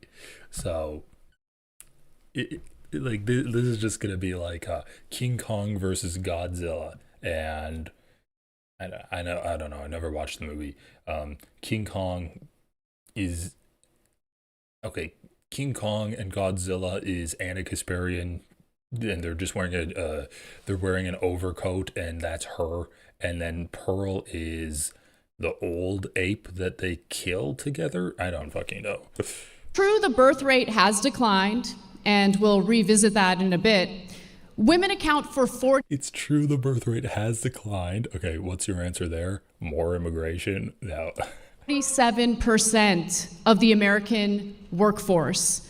The Council of Economic Advisors found that women have contributed a substantial portion of the U.S. economic growth since 1970, which wouldn't have been made possible without the feminist movement. By 2017, women were responsible for nearly 40% of total gross domestic product, amounting to a whopping $7.6 trillion. Of course, that figure doesn't include the trillions of dollars in unpaid labor women do every year, tending to the household, raising children, and caring for ailing parents. And when it comes to certain sectors of our economy, women are a dominant and indispensable force. Like in the healthcare industry, where they make up nearly 80% of workers, according to the Bureau of Labor Statistics. That's 16.4 million women. When it comes to education, in 1960, women earned less than 35% of all bachelor's degrees. Today, they earn roughly 58% of all bachelor's degrees, which Pearl herself benefited from after graduating from Elmhurst University. Oh, she didn't get an MRS degree? She didn't go to college just to become a wife? Wow, she's a super bad woman then. Women also earn over 60% of master's degrees. I hope to hear Pearl explain how a more educated and skilled population somehow translates to cultural decline, especially as we compete with China in this increasingly multipolar world. The modern feminist movement also had a major impact on decreasing domestic violence, and that's according to the U.S. Department of Justice. rates of intimate partner violence decreased by more than 60% from 1994 to 2010. And that's thanks to protective order statutes and funding for shelters beginning in the 1970s and 80s. Not only did the two-income household become more financially resilient, especially during economic downturns, women gained the ability to leave abusive relationships, an outcome correlated with improved child health and educational attainment. A culture that protects people from violence is not one that's indicative of cultural decline. Pearl herself has benefited greatly from the feminist movement, thanks to Title IX in 1972, signed by Nixon, of course. Sex-based discrimination in any school program or activity that receives federal funding is prohibited. Pearl herself had a rather impressive record playing for Elmhurst University's volleyball team, having earned all conference honors. Bro, the best thing about Pearl is that you can insult her just by saying that she's a good athlete. And she's like, yeah, I know, that makes me like a 3 on the attractiveness scale. As a senior, she later pursued professional volleyball in London. She could have stayed in the United States and served in her role as a traditional woman, but she didn't. And she could have been the traditional chaste woman living out her dream of everything women were supposed to do before feminism, but she is neither traditional nor chaste by her own admission. While feminists would have no problem with her personal choices, she has made a career bashing women for theirs. Critics often argue that modern feminism has weakened families and resulted in a lower birth rate.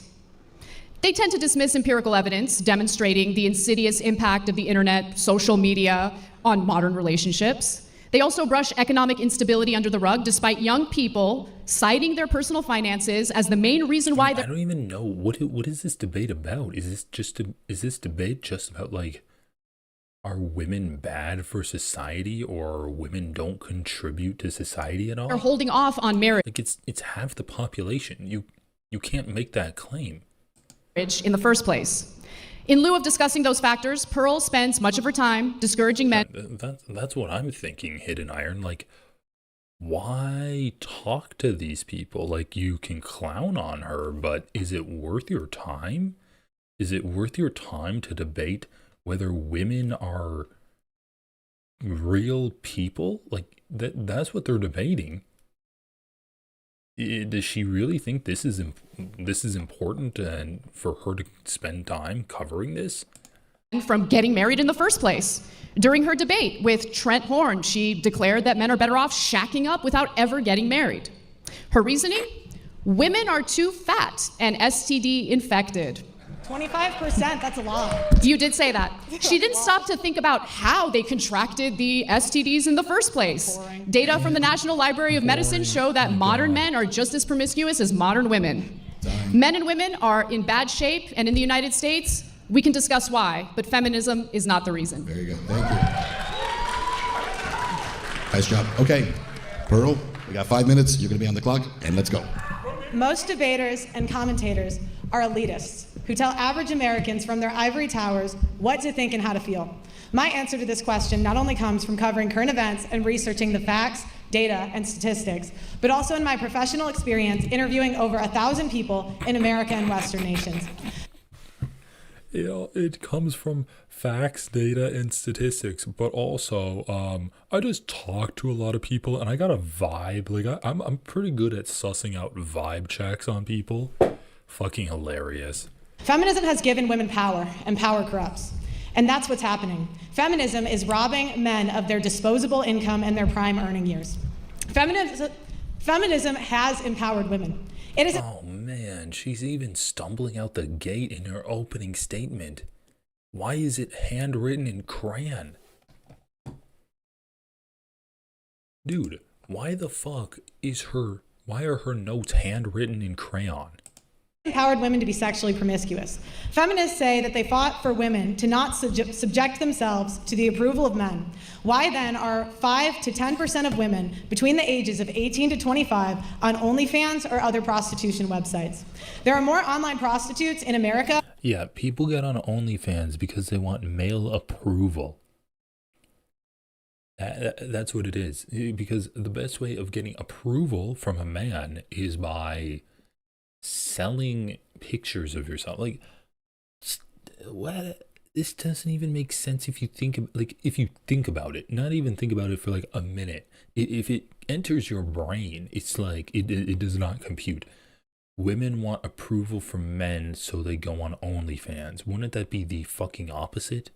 Don't women get shamed for going on OnlyFans by men? Holy God.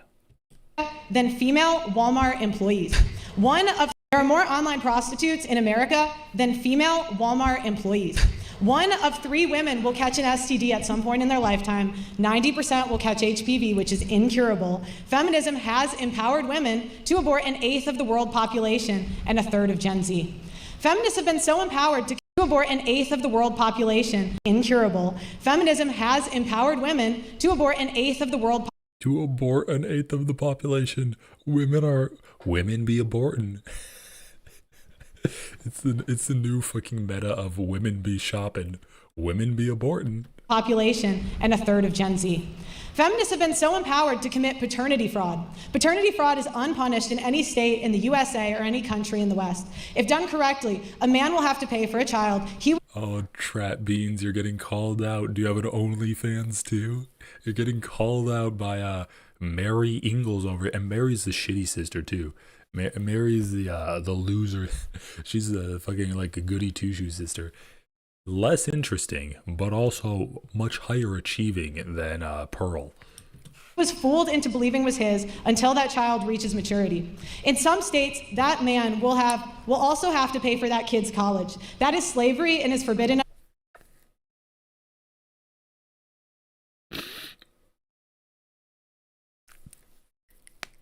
Dude, what? Hold on.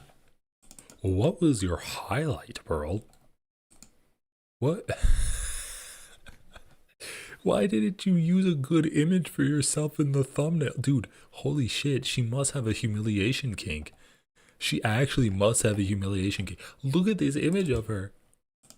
Look. Why? Why would you use this image of yourself in the thumbnail? Oh my God. What was your highlight? Okay, closing statement. Debate the hypocrisy of Anna Kasparian. Oh my God, dude, the makeup looks so bad. Why do you use such a good picture of Anna and a horrible picture of you? Okay. This is a 97-second long clip that Pearl clipped out and posted. So this is her one highlight, right? The hypocrisy of Kasparian. Argument. I'm an egalitarianist. Hold on, my argument. I'm an egalitarianist. Is that men and women are both tremendously important to a functioning society. They should both be treated with respect. They both serve different jobs, different roles, and in order for society to work, we have to respect that. Women are but not you equal. seem Women are to not put the onus and responsibility of everything onto women while providing cover for the bad behavior of men. Women are not equally important because they don't do the equal Men work. are equally important. Women I never are not said that they weren't. Women are not equally important because they don't do the equal amount of work. Men have invented the majority of the inventions. Men have started Fortune 500 companies. Men do the majority of the infrastructure job. Men produce 90% of Who's scrubbing the toilets 80% after of the work? food supply, 90% of the world's stuff. Oof. That's a rough one from Anna there. Who's scrubbing the toilets? You say that men do Fortune 500, but toilet scrubbing is just as important. That's a rough one from Anna there. I love how meaningless this argument is on its face. Like, okay, who's fucking birthing the men? Even if we want to say that men do literally everything, like everything in the world, all productivity, the reason you have air conditioning, the reason you have a roof over your head, the reason you're able to eat food and not starve, even if we want to say that it's all due to men, who's making the men? Like, the women are making the men. If the men are that important, the women are just as important because they're involved in creating the men. Like, what is this argument? And it's just like women suck. Women be aborted. Women, I don't know. Women be not like even even the trad wife argument is the man earns a living, the women or the woman takes care of the children, takes care of the house, cooks, cleans, does all of that. Even that argument isn't the man is more important than the woman. That's what those people internally believe, because at the end of the day, they're all misogynist. But they claim, when they're making that argument, they claim that men are better suited for some roles and women are better suited for other roles. And the domestic role is what women are better suited for. Thus, women are equal in terms of men and they contribute just as much to the household. They're just different than men. They're like different but equal. That's the classic trad wife argument. But Pearl's just like, nah, women are like too shitty even for that. Like, I just don't understand her fucking argument. Like, this is about half of the population.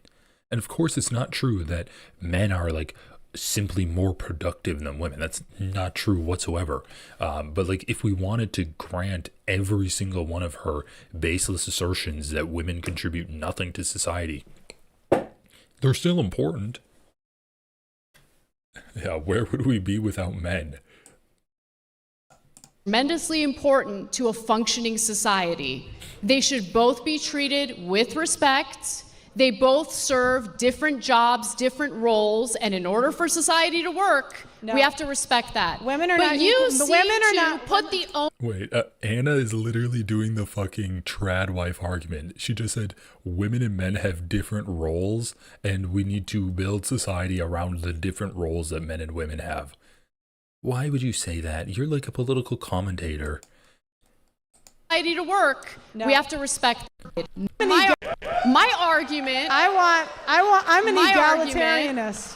Hold on, my argument is that men and women are both tremendously important to a functioning society. Okay. They should both be treated with respect. Okay. They both serve different jobs, different roles.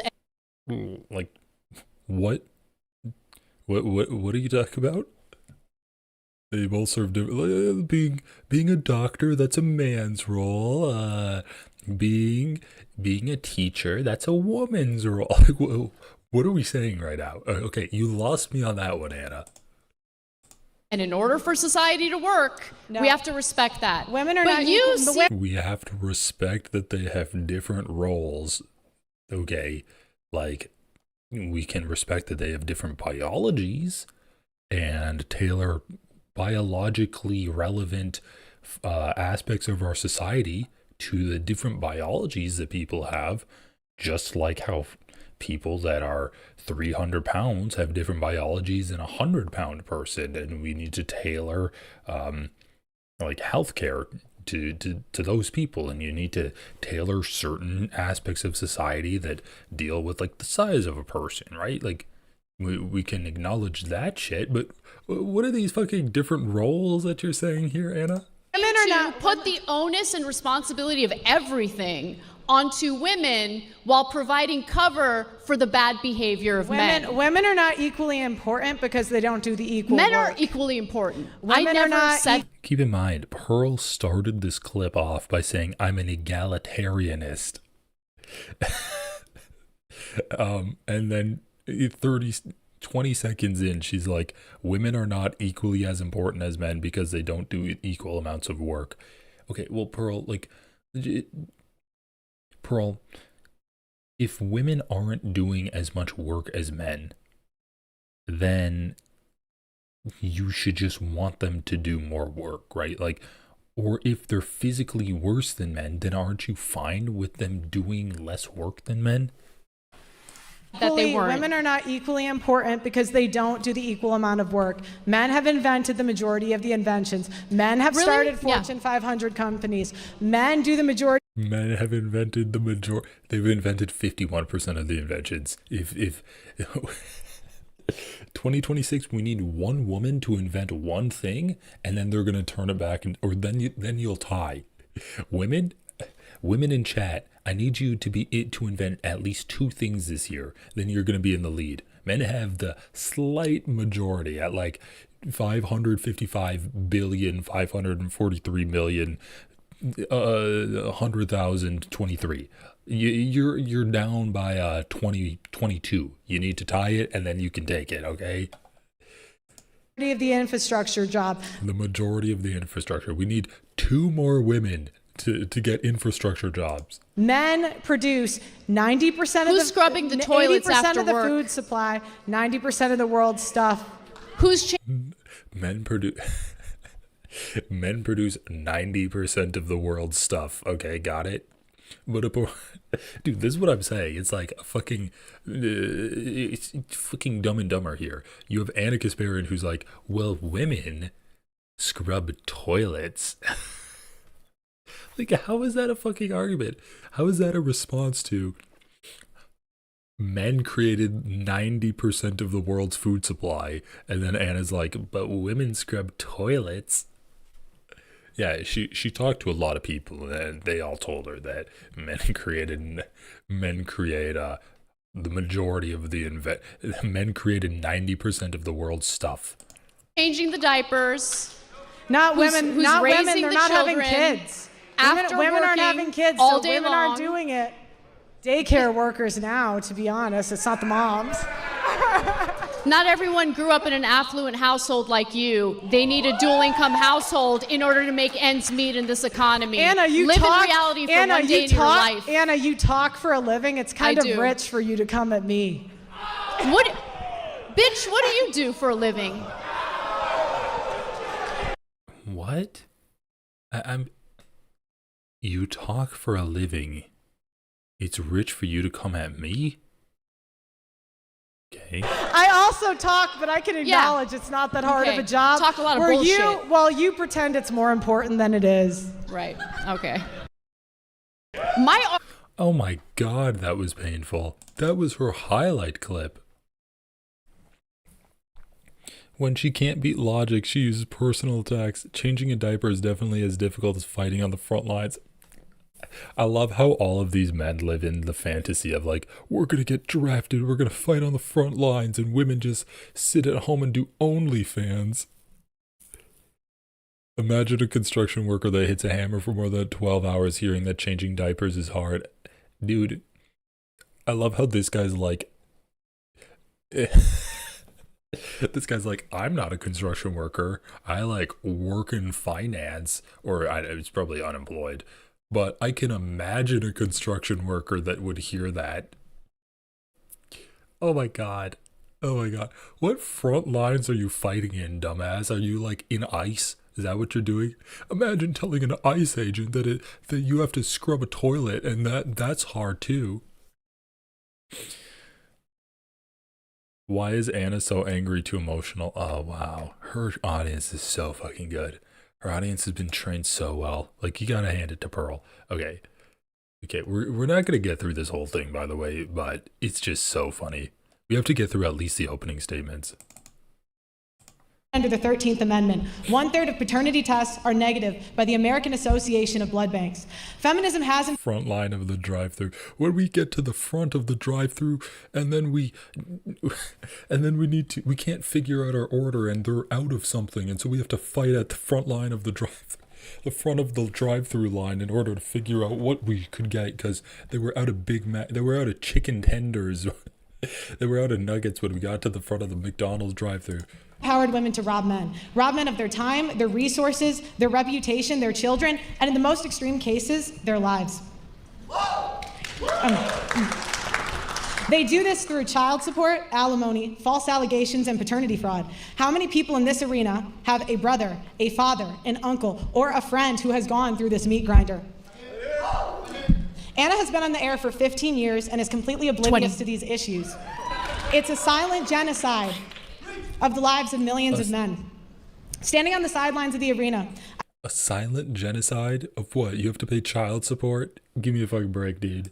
I have 33-year combat veteran Terrence Popp. He served through 3 wars and was almost killed in 2. He got married, had 2 children, and served in the United States Army. Terrence Popp was deployed to Iraq in 2004, and as a member of the airborne infantry, he was wounded by a roadside bomb and suffered a TBI and a stroke from the blast. He was evacuated out of the country, and it took over 2 years until he had recovered. While he was recovering, his wife was plotting to divorce him. His wife murdered his 6-year-old chocolate lab out of spite because he filed for divorce first. When he confronted her, the response he got was, "I told you I did not want you living here." At this point, he was forced to leave the marital home and live out of his car. The divorce took away his home, his children, and left him penniless and saddled with a child support payment he could not afford. Terrence had to pay $144,000 over a 12-year period for a divorce that his wife was empowered by feminists to plan and execute. Terrence went into... She was empowered by feminists. Wait, so... Women being able to divorce their husbands is a bad thing. Okay, got it. Court to fight for 50-50 custody. Terrence was called a murderer. Like, dude, I love how it's just like, yeah, his wife fucking hates him and she ruined him in the divorce. Like, he got totally wrecked and he's just like, yeah, like, thanks for telling everyone, Pearl, that I'm a loser. Like, dude, you're so much of a fucking loser. You're sitting in the front row at a debate where you're the main anti-woman thing. Like, this is her audience. Her audience is middle-aged divorced people. The middle-aged and older divorced people. I don't even think like young kids that are incels hate her. Like, it's just divorced people that are like, yeah, my fucking bitch-ass wife took the kids, they took the house, made me go through a messy divorce, all the alimony I have to pay. It's like, I guess it's working for her. I guess she has enough of an audience to make a living off of grifting to them. And an assassin in open court and was given... Wait, he filed the divorce? I'm not even going to rewind it to see this stupid story. 96 hours a month with his children. 96 hours a month is not a father. Okay, well, he probably doesn't want more time with them, let's be honest. How much time would he actually spend with them if he was still married? He wasn't even with them during, like, while he was married because he was in the army. While homeless, he spoke to many other men who... Wait, it was just $250 a week? would never get off the streets due to child support arrearages and penalties, and the men constantly getting arrested for unpaid child support. The disparage of losing his children and his home, and his PTSD and constant pain from his wounds, he became suicidal. While at his post in 2008, a former commander of his came to see him to secretly say his last goodbyes. The next day, Mr. Popp's former commander put on his dress blues and went to the Holy National Veterans Cemetery and blew his brains out. Terrence... Bro, what the fuck is this? What is this story? This story just keeps getting more and more convoluted. Then it became like a fucking white Christmas where his former commander like comes to him and he's all dressed up and he's like, "Son, I just wanted to say how much I've respected you. I'm going away for a time now, but I want you to know that I care about you deeply." It's like we're off on this side mission of solving the guy's PTSD about his commander blowing his brains out. What does that have to do with his wife? Oh, his wife didn't have to join the military. Well, this motherfucker didn't have to join the military either. Women can join the military. Did he get drafted? No. Okay. So then it's on him. How is this a gendered issue? Pop was notified of the death and was shocked because he was planning to commit suicide in the exact same manner. So in effect, his former commander took the bullet that was meant for him. Terrence Popp decided he would not kill himself and has spent the last 20 years saving... Bro, he's like, Pearl, stop it. Stop. Pearl, shut up. Stop airing out all my dirty laundry. I told you this in confidence. 576 men from suicide with comedy. If you look to the left of the stage, Terrence is holding the dog tags for every life that he has saved. Now, why am I telling you this? Shout out to Terrence. It was just an advertisement for his comedy career? So he's going on tour now. Wait, this man he's a public figure that's just he's a comedian? Oh my God. Are you serious? It's just like buy tickets to his comedy tour. Yeah. If you don't buy tickets to his tour, he will blow his brains out. Now, why am I telling you this? Because men and American veterans are put in this position because of the empowerment that feminists like Anna have pushed for. There are millions of men that have died in this country from the political power that feminism... Motherfucker, The guy killed himself because of PTSD. That has nothing to do with women. Holy shit. If you want to blame anyone, blame the U.S. military for their horrible treatment of soldiers, of active duty soldiers and veterans. The fact that, like, no one gives a shit about fucking veterans, and the small amount of social safety nets that we had in this country are being ripped away by Republicans. Oh, God damn it. Mother, God damn. And pushes. Since 1970, an estimated 1.6 million men have committed suicide. Time. Stop it. If feminists cared about equality, why aren't they fighting for equality in divorce and family court as hard as they are fighting for abortion, working, or becoming sex workers? Thank you. Okay, this is going to be a heavy one. We're going to go now to the opening interrogations. We have 10 minutes. Do we have that on the clock? Yeah, it's fading in right there. Okay, and take it away. 10 minutes. Who's interrogating who? Whoever wants to begin. Aside from the specific anecdote that you shared, which of course is tragic, can you cite some actual studies that look at these statistics and back up what you say in regard to the outcomes of marriage and divorce in America? 41% of 109 rape cases reported to police in a Midwestern city were admitted to be false by complainants. In one Midwestern city? And which Midwestern city was that? You know, you can go from your ivory tower and I'm not in an ivory tower. I'm on. She's just repeating the opening lines of her. She's just repeating her opening lines. Oh my God. As soon as the first hint of pushback, she's like, you know, I'm gonna break out the ivory tower line. That hit so hard in my debate prep. On this debate stage, interrogating your assertions, and you've only provided an anecdote. Right. Because if you look at the data, which I did, of course, you'll find that women are twice as likely to fall into poverty after divorce. Right, because they can't alimony stop is spending. paid out in 10% of. Because they can't stop spending. Dude, she's so good. She's so good. She's like a broken music box that just, instead of music, it just plays misogynist talking points. It's actually kind of sick. Divorces. According to the Census Bureau, the average child support payment is $441 a month, and only 60% of those payments get paid out. How much? Women do not get child custody 90% of the time, as you have asserted before. In fact, 95% of custody cases are mutually agreed upon outside of the courtroom.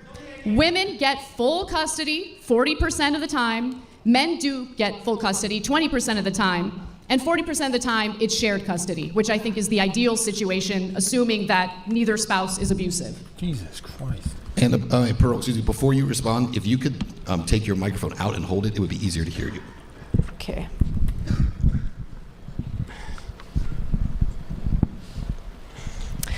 Alimony and medical care and dental are not covered by that, so a lot of times it does go above 50%. Again, you can go through the facts, the data, and the statistics and manipulate them any way that you want. It's not manipulate them any way that you want. Dude, it's just anti-intellectualism from her. It's just, well, I saw a man who hates his wife, and so nothing you say about any kind of facts or statistics can make me change my mind that women are bitches. Goddamn. There are 1.6 million men in this country. Men are 9 times more likely to commit suicide after a divorce. Compared to women, what's the number for women? It's lower. Really? What is it? It's lower. Comparative analysis is real difficult for you, isn't it? Okay. Go ahead, Pearl. What's your next question? Oh my God, this is so bad. You have asserted that men shouldn't get married, that instead they should shack up. I didn't say that. You did say that with Trent Horn, word for word. You said it makes more sense for them to shack up, live with a girlfriend, instead of getting married. Do you think the advice that you give to men is the type of advice that will fulfill their lives? Because I'll tell you one thing, the best part of my life is my husband. I love my husband. He's my rock, he's my foundation. And no, my husband is number one. It's so funny. It's actually they're actually just competing for like the approval of the misogynist in the audience.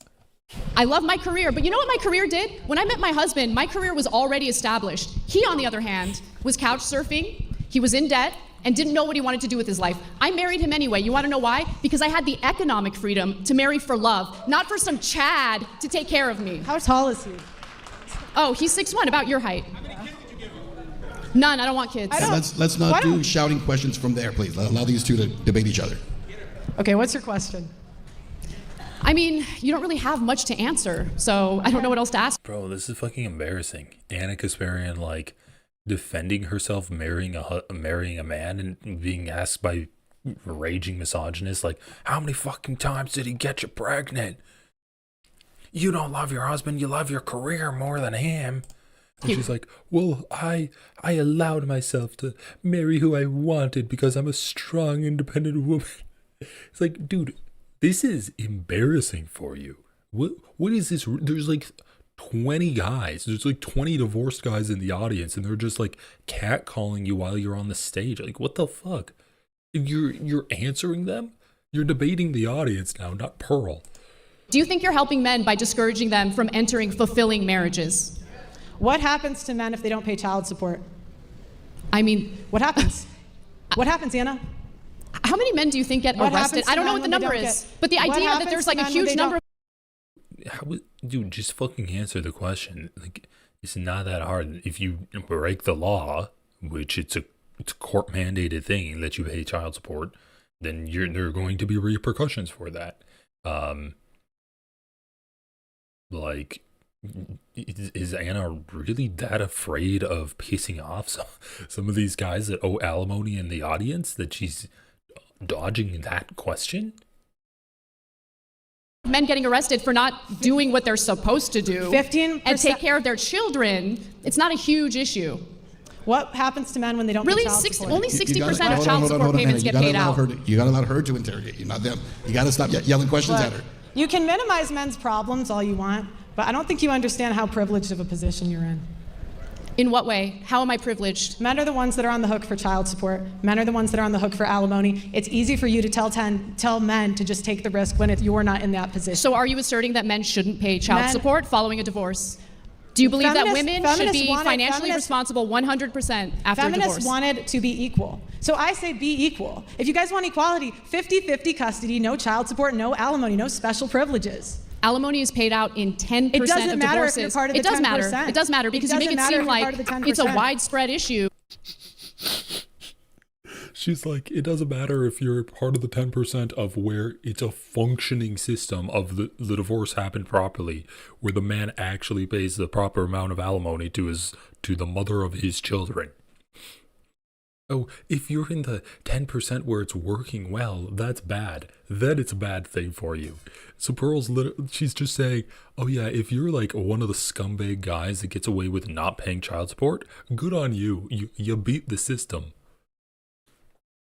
When it's the tender only 10%. Doctrine is a sexist law against men. That's sexist. How is it sexist if a woman decided to forego a career, decided to be a stay-at-home mother, and the marriage doesn't work out, she has no job, she has no income, so you think it's unfair to get support from her ex-husband so she can raise the kids, 60%, so she can pay? 60%. Bro, this is actually just like, this is like a fucking middle school ass shit debate. What's with the fucking flames behind him? God, why? Why would you have this? Just have it be a normal background. Of kids under 5 have daycare. Daycare is an option now. You wanted to be men. Do you know how much daycare costs? You wanted to be men. Here you have it. Do you know how much daycare costs? Do you think it's free? Let her answer. Let her answer. A lot of things are expensive, Anna. I mean, it's men. That's not an answer. Women have 85% of consumer spending. Women spend money all the time. You spend money on hair dye. You spend money on Botox. You spend money. You should think about it. Dude, Anna. I sure am. Anna's getting catty. Oh my God.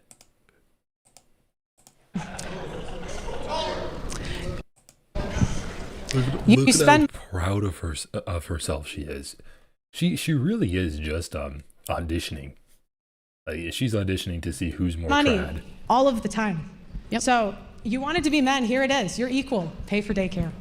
Equality means that when you have a child or children, you're both responsible. So the idea that the woman should take 100% of the costs on herself without any help from her husband or ex-husband is ridiculous. How is that fair? Well, how is it fair that he doesn't get 50-50 custody? Well, first of all, It's Why are you asserting that they don't? It's 50% his DNA. Why can't he have 50% custody? I mean, there's so many different answers for this. Every case is different. Sometimes men don't want to see their children. Sometimes they're divorcing because they've been proven to be bad fathers. Like, so many different reasons for this. Also, I don't know. It's probably better for the children to have an actual stable home rather than living 50% of their lives in one home versus 50% in a different home, like in 2 hours away. There was a study. Let me answer your question, even though I should be interrogating you. I'll answer your question. Massive study out of Massachusetts that looked at 24,000 divorces. In those 25 divorces, they found that in only 8% of cases did men ask for custody. 8%. Right, because the average American can't afford divorce fees, Anna. But women can. What? Oh, so men don't want to have custody of their children because they can't afford divorce fees. And yet Pearl is in favor of women not getting alimony paid to them. That's afford to raise the children by themselves themselves without support from the ex-husband. How does that make sense? What did you say? I didn't hear you. We were both talking. You're complaining about the costs while simultaneously arguing that a woman should not get child support in order to raise the children that the former couple had together. Are you guys equal or not? You want to Yes, be equal. equality means that you're both responsible for raising the children, and that includes the costs of raising the children. So you should have equality, but not at the expense of men.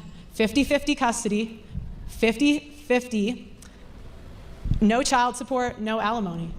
That's equality. You don't want alimony equality. makes sense if the woman was a stay-at-home mother and doesn't have a source of income. How else would she take care of the kids following a divorce? By getting a job just like the men.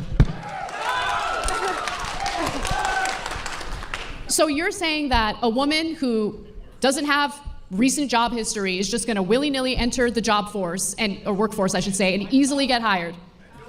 While she has 2 children, by the way, while she's taking care of children. So do you care about the children or not? Because you're making this about like the poor husband, the poor ex-husband who doesn't want to pay the child support, doesn't want, to take on any of the responsibilities of having children in the first place. Why is it that you seem to have a problem with men carrying out their responsibilities? But when it comes to men are dying to care about their responsibilities. Men are fighting to be a part of their kids' lives. What's the empirical data on that?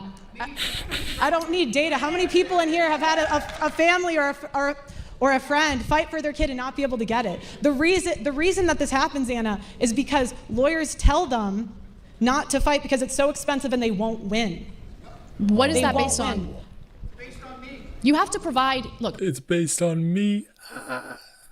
The fucking grifter-ass comedian who's using his commanding officer that blew his own brains out as a way to grift for his failing show, for his failing act that he puts on. He's the one that says, "Oh, it's based on me." Oh my god, this fucking guy. Oh, how do you know that men don't want children? They're just doing it because their lawyers are telling them to do it. So, dude, if you won't fight for your kids because your lawyer tells you it's too expensive, I'm sorry. You don't fucking deserve to be next to your kids. You don't deserve to have a relationship with them. You don't deserve to have custody over them. Dad, how come you didn't fight for me when you and Mom were splitting up? Well, your mom's a bitch, and the lawyer said it'd be an extra $10K if I tried to ask for an even custody. So instead of that, I decided to put in a new sound system in my man cave in the apartment that I moved into. Okay, then you're a shitty dad and an even worse person. Or maybe that's the opposite. Like, if you're being told that by your fucking lawyer that it's too expensive to fight for your kids, then what the fuck is the point of this whole macho bullshit of they want to fight for their family but their lawyers tell them that they shouldn't? Then you're a fucking pussy-ass bitch. Like, you don't deserve to have a family if that's what's stopping you. Or you had to spend an extra $5K because to ask for joint custody for your kids and you couldn't swing it? Pearl, I am open to be convinced, but I need more than anecdotes. I need more than vibes and feelings. Because we're talking about something serious. Anna Kasparian, I'm open to being convinced that women are parasites on the underbelly of society. Really, Anna? Are you really open to be convinced of that? serious here. We're talking about raising children. We're talking about the shared responsibility of raising children. That, of course, includes the cost. 90% of disputed custody goes to women. That's not equal. Well, 90%, that's a totally made up statistic. Where are you citing that from? All right, let's take a break there because our time actually ran out. Those opening interrogations are over. Saved by the bell. Let's take a moment here. You guys want to grab a sip of water? All right. The next step is going to be 30 minutes. Jesus. We're going to open it up. Again, open debate. I'd remind you guys, I know everyone's passionate about this. I get that. But we can't have multiple people debating at the same time, right? We got one debater here. We got one debater here. Let's keep it here. All right? Let's put 30 minutes on the clock. And let's begin the open debate. Pearl, I'll let you pick up here. Go ahead. What happens to men when they don't pay child support? There are consequences for it, especially when Which there's are? a court order for them to Which carry are? out their responsibility and pay child support so that child can be raised. And what happens Do you if they think don't there shouldn't be legal responsibilities or legal consequences if they fail to carry out a court order to, take care of their kids? I've interviewed men that have paid millions of dollars in Don't care child about your support and interviews. married- Anecdotal evidence doesn't matter. What I need is actual, statistic, empirical evidence. They should pay their child support. $441 What happens- is the average child support payment. Bro, she's just a fucking broken record. She's just a broken record. Like she puts the needle on. She goes through the dialogue tree. Anna rebuts her one time. The needle skips a beat, and then it's just like, what happens when men? What happens when men? What happens when men? What happens when men? And then she just has to reset herself. After Anna's done talking, she's like,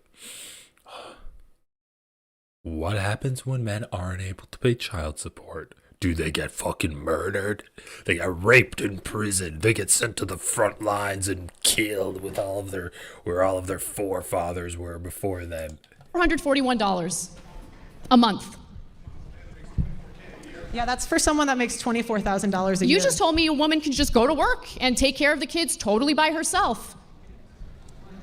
How does a guy She live did when he's say paying that. $500 a month on $24,000 a year? You think $500 a month is too much in child support? Do you know how much it costs to raise a child? Do you know how much childcare costs, for instance? I mean, that mother has to go to work, right? Where's the kid going to stay while that mother is working? How is she going to pay for the What happens to men when they don't daycare? pay child support? Sorry, say that again? What happens to men when they don't pay child support? There are legal repercussions Okay. for not What- carrying out a court Okay. mandate Do you think to that, do something. Do you think that fraud should be illegal? Absolutely. Okay. So why is it not illegal for women to fraud men on paternity? If a man does not find out he's the father over the age of To fraud men. 2, he is on the hook for child support for 18 years. I don't know Where what the have you law been on is this when it issue? comes to A that, third- but it's a- wrong. I read on Reddit a story where a man realized that his son, his 2-year-old son, wasn't actually his biological son. And that's a really pressing issue across the country. So I just don't understand why you're not making that the focal point of your news political show. If you're lying about paternity, that is wrong, and there should be legal Well, consequences why for haven't that. feminists fought? It's that simple. Then why aren't feminists fighting for it, Anna? Because feminists fight for women, obviously. Right. That's my point. Yeah. At the expense of men.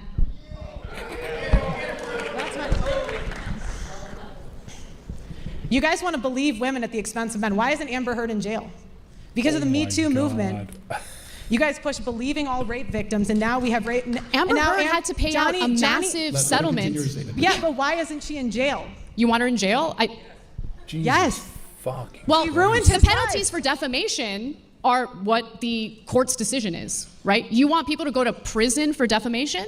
He had to go to 2 different countries to clear his name.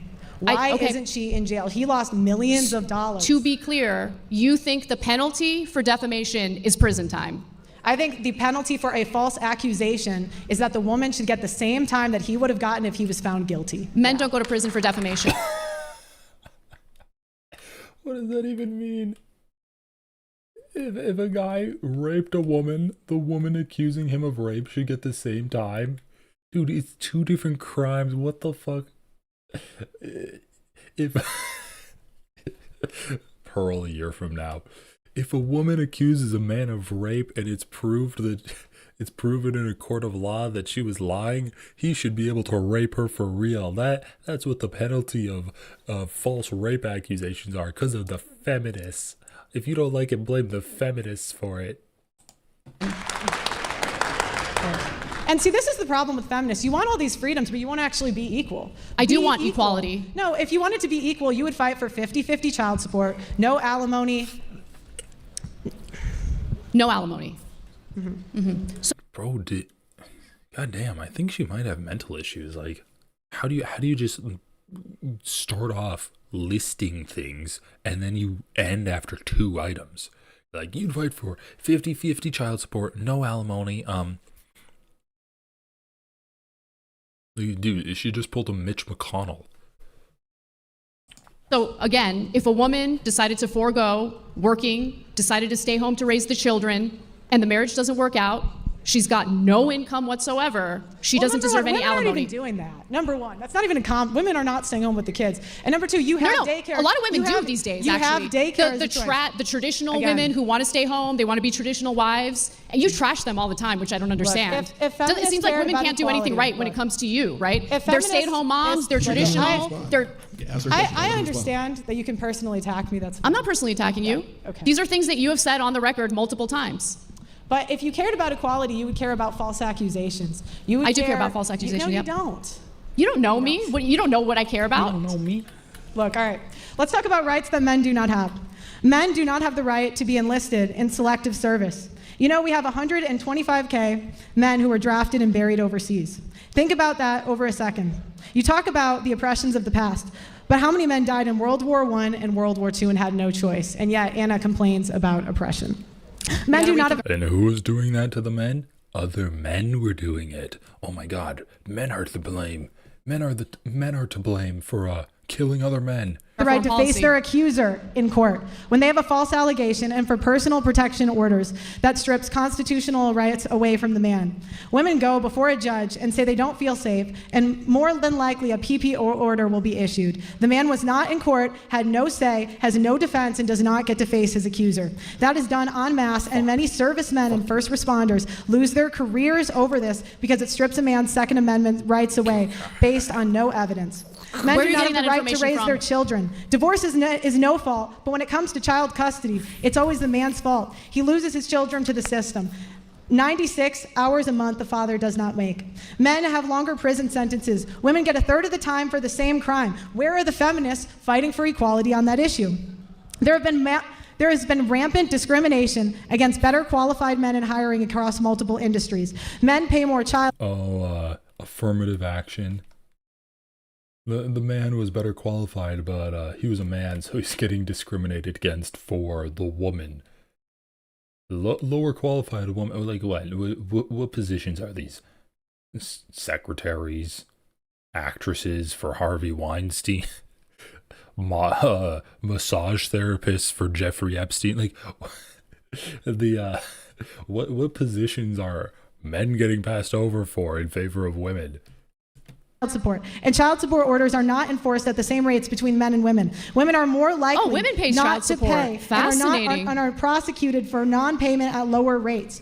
Men cannot opt out of parenthood.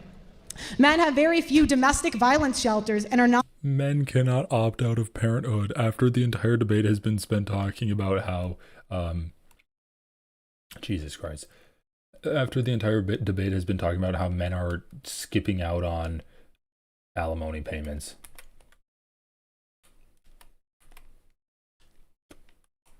Okay, good.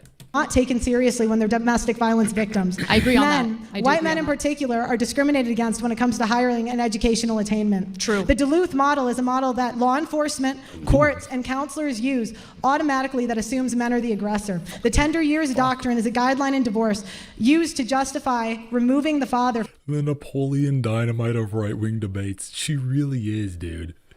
I don't know, for some reason her hair and her pale-ass face is reminding me of Michael Jackson in his later years, not early Michael Jackson. From the child's life.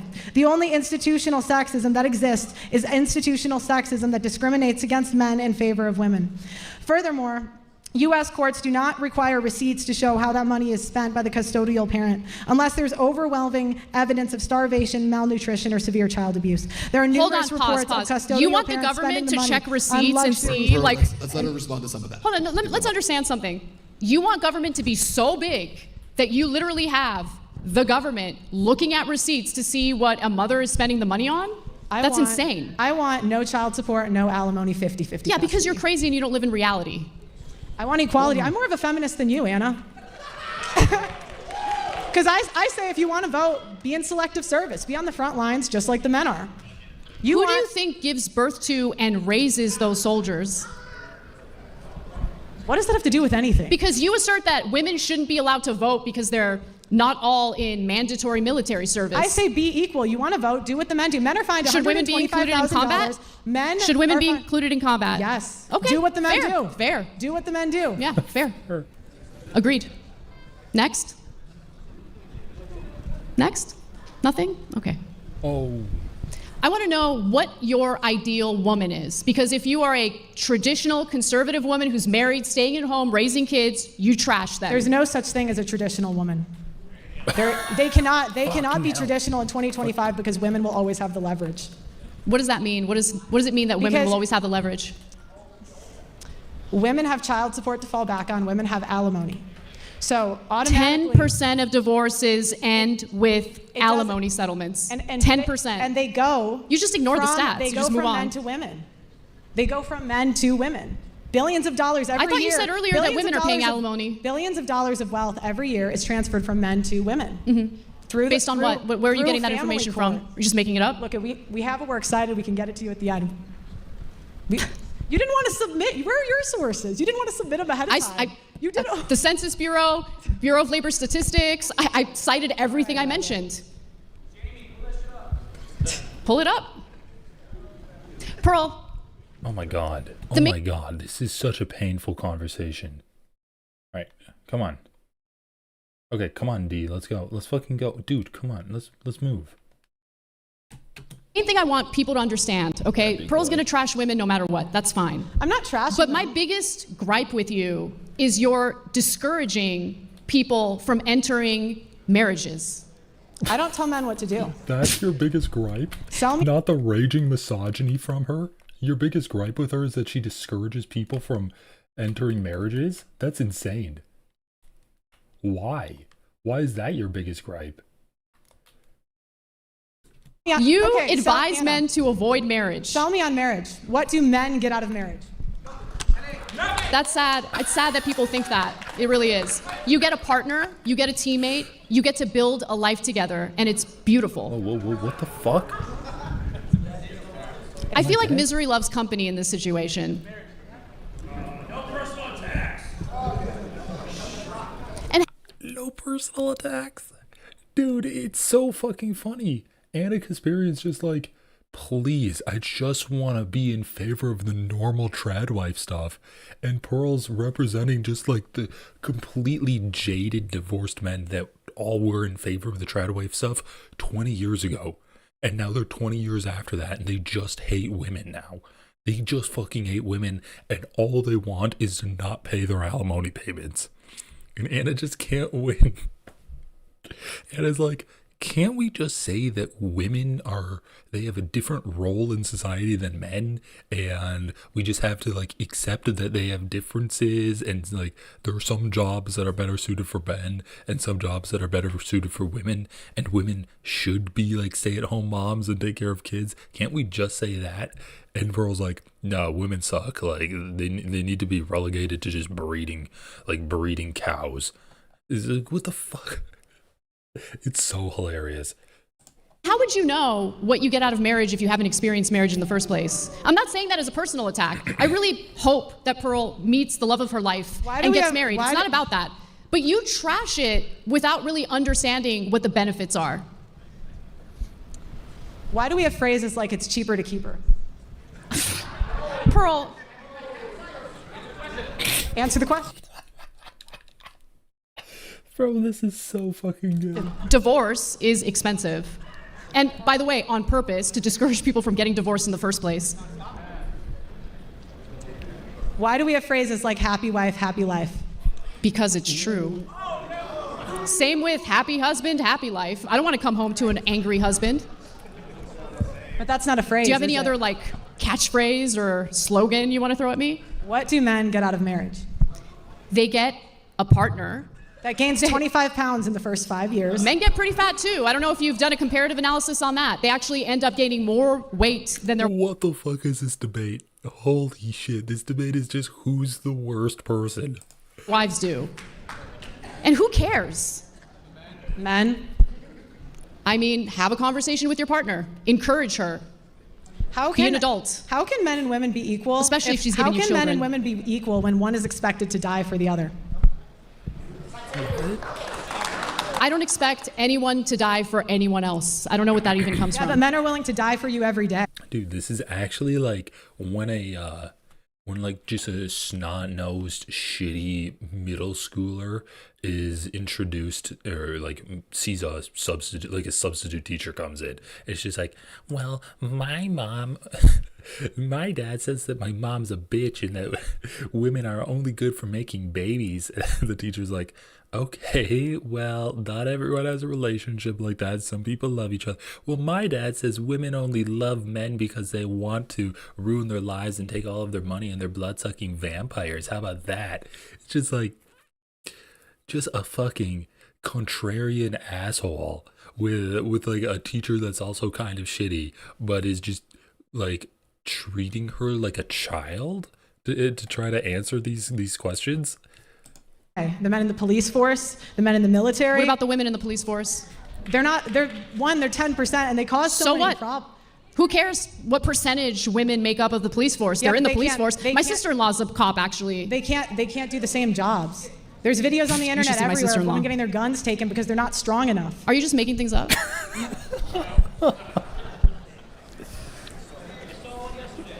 Pearl, what are you doing? Like, seriously. Next question. Bro, why? There's videos of women on the internet. There's videos on the internet of women police getting their guns taken because they're not strong enough.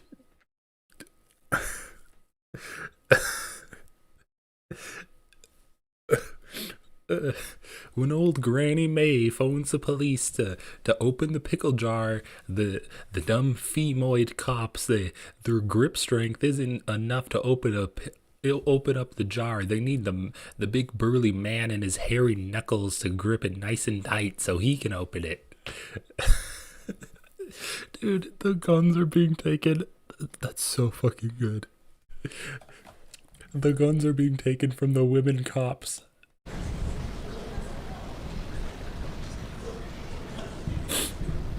Wait, okay. Wait, it's just silence now? Who cares what percentage women make up of the police force? Yeah, They're in the they police can't- force. they My can't- sister-in-law's a cop, actually. They can't do the same jobs. There's videos on the should internet see my everywhere of sister-in-law. women getting their guns taken because they're not strong enough. Are you just making things up?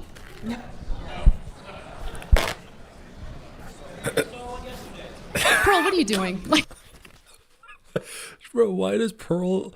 Anna's like, are you just making things up? And Pearl's like, why does she nod yes? She's nodding her head like, yeah, I'm making things up. seriously. They're not strong enough. Are you just making things up?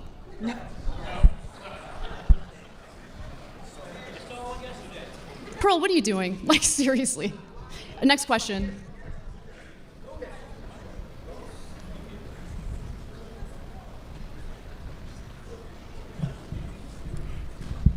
Do you realize how good you have it in this country? Absolutely. Best country in the world. And you get to live the life you live at the expense of men. No, that's not true. That is true. Show me how. Do you know how many men die every year? Bro, this dialogue is so disjointed. I feel like I'm watching Samurai Cop or like The Room or something. It's so fucking bad. It's like a fucking fever dream, man. Just one person is saying random shit getting shut down and then just saying another random thing. There are men that die every year to get you crab. How many women die every year during childbirth? Not many. This country has the highest maternal mortality rate of any developed country, so a lot of women do die as a result of pregnancy and childbirth, yes. Oh, you bitch. Oh, God.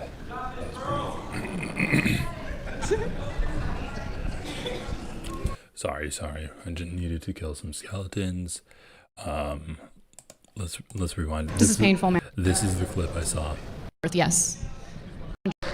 This country has the highest maternal mortality rate of any developed country, so a lot of women do die as a result of pregnancy and childbirth, yes.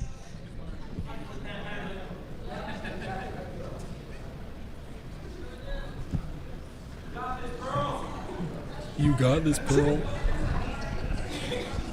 This is painful, man.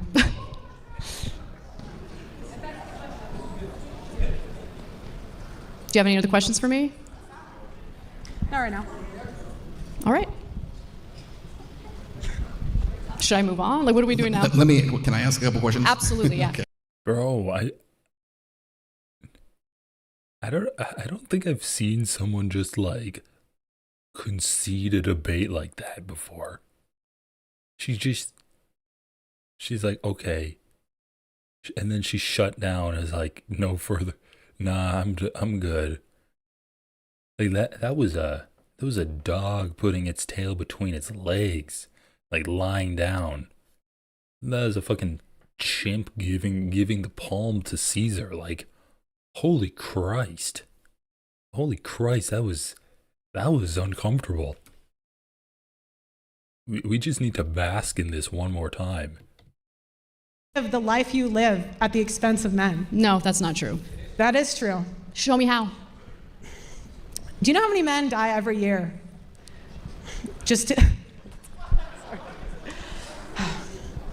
There are men that die every year to get you crab. How many women die every year during childbirth? Did she say to get you crab? She's talking about crabbers?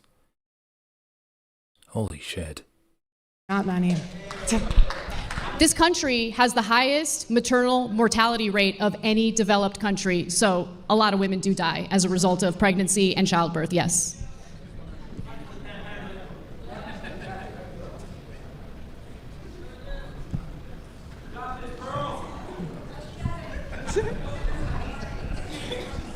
This is painful, man.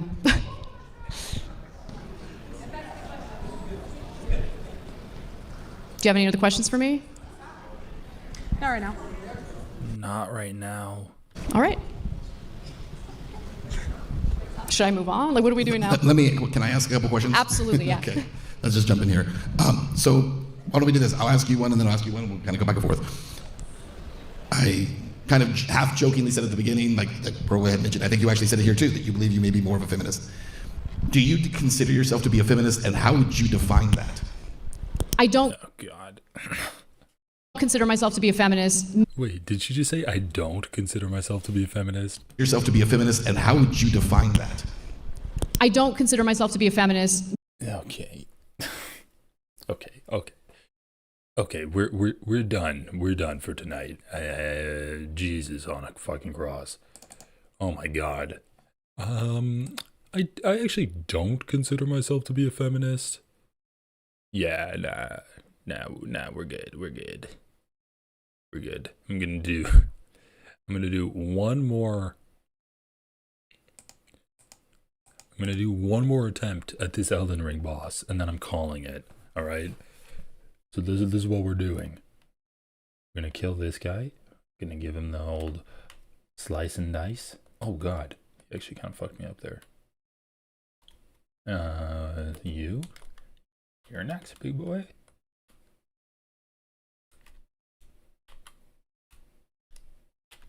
And then you are resurrecting. Die. Kill him. Now we're going to grab old D from this. Alright, come on, D. We got it. We're gonna go together. electrify my armament? Where's D? Okay, there he is. Hunter of the dead. All right, bro. We got some dead to hunt. Let's go. Oh, fuck. Oh, God.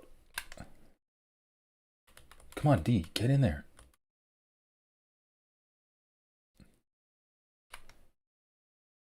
I can't see shit on this screen.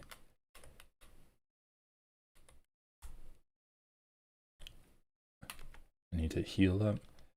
Backstab him. Backstab him. You got this. Oh, God. Whoa, what the fuck?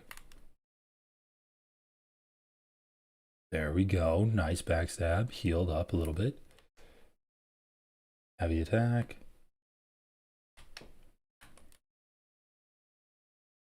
Shield up. Ooh, fuck, he assassinated me. Oh God, that's rough. Need to heal. Take over. Oh, I'm dead. Alright. We'll finish this tomorrow. How many women have appeared on screen with micro? Yeah, exactly. How many women have created TV shows about dirty jobs? Also, like, a lot of the jobs that he visited in that show were women's jobs. But, yeah, goddamn, Anna Kasparian, you're fucking debating just pearly things about whether women suck dick or not, and not even, like, in a good way. Just in a way where they're horrible in general. And in front of a fucking roided up guy with a shitty ass gif of a fire image behind him, like, what are you doing with your life? Why are you doing this on the insatiably, actually I don't know if this is the actual channel that hosted it, but Anna, perfect ending for Anna. I'm not a feminist. Feminists are shit. I don't know, guys. Anna Kasparian, not super impressive in, yeah, not super impressive for me, but, all right, guys, I'm gonna call it. Everyone have a great rest of your night. Thank you for stopping by in the stream. I'm going to be trying to do more streams like this, and we'll see if I might do like an IRL stream or something at an ICE protest. That'd be interesting. But that's it for me, everyone. Have a great rest of your evening, your morning, your night, wherever you are in the world, whatever time it is. Hopefully you're doing well. See ya.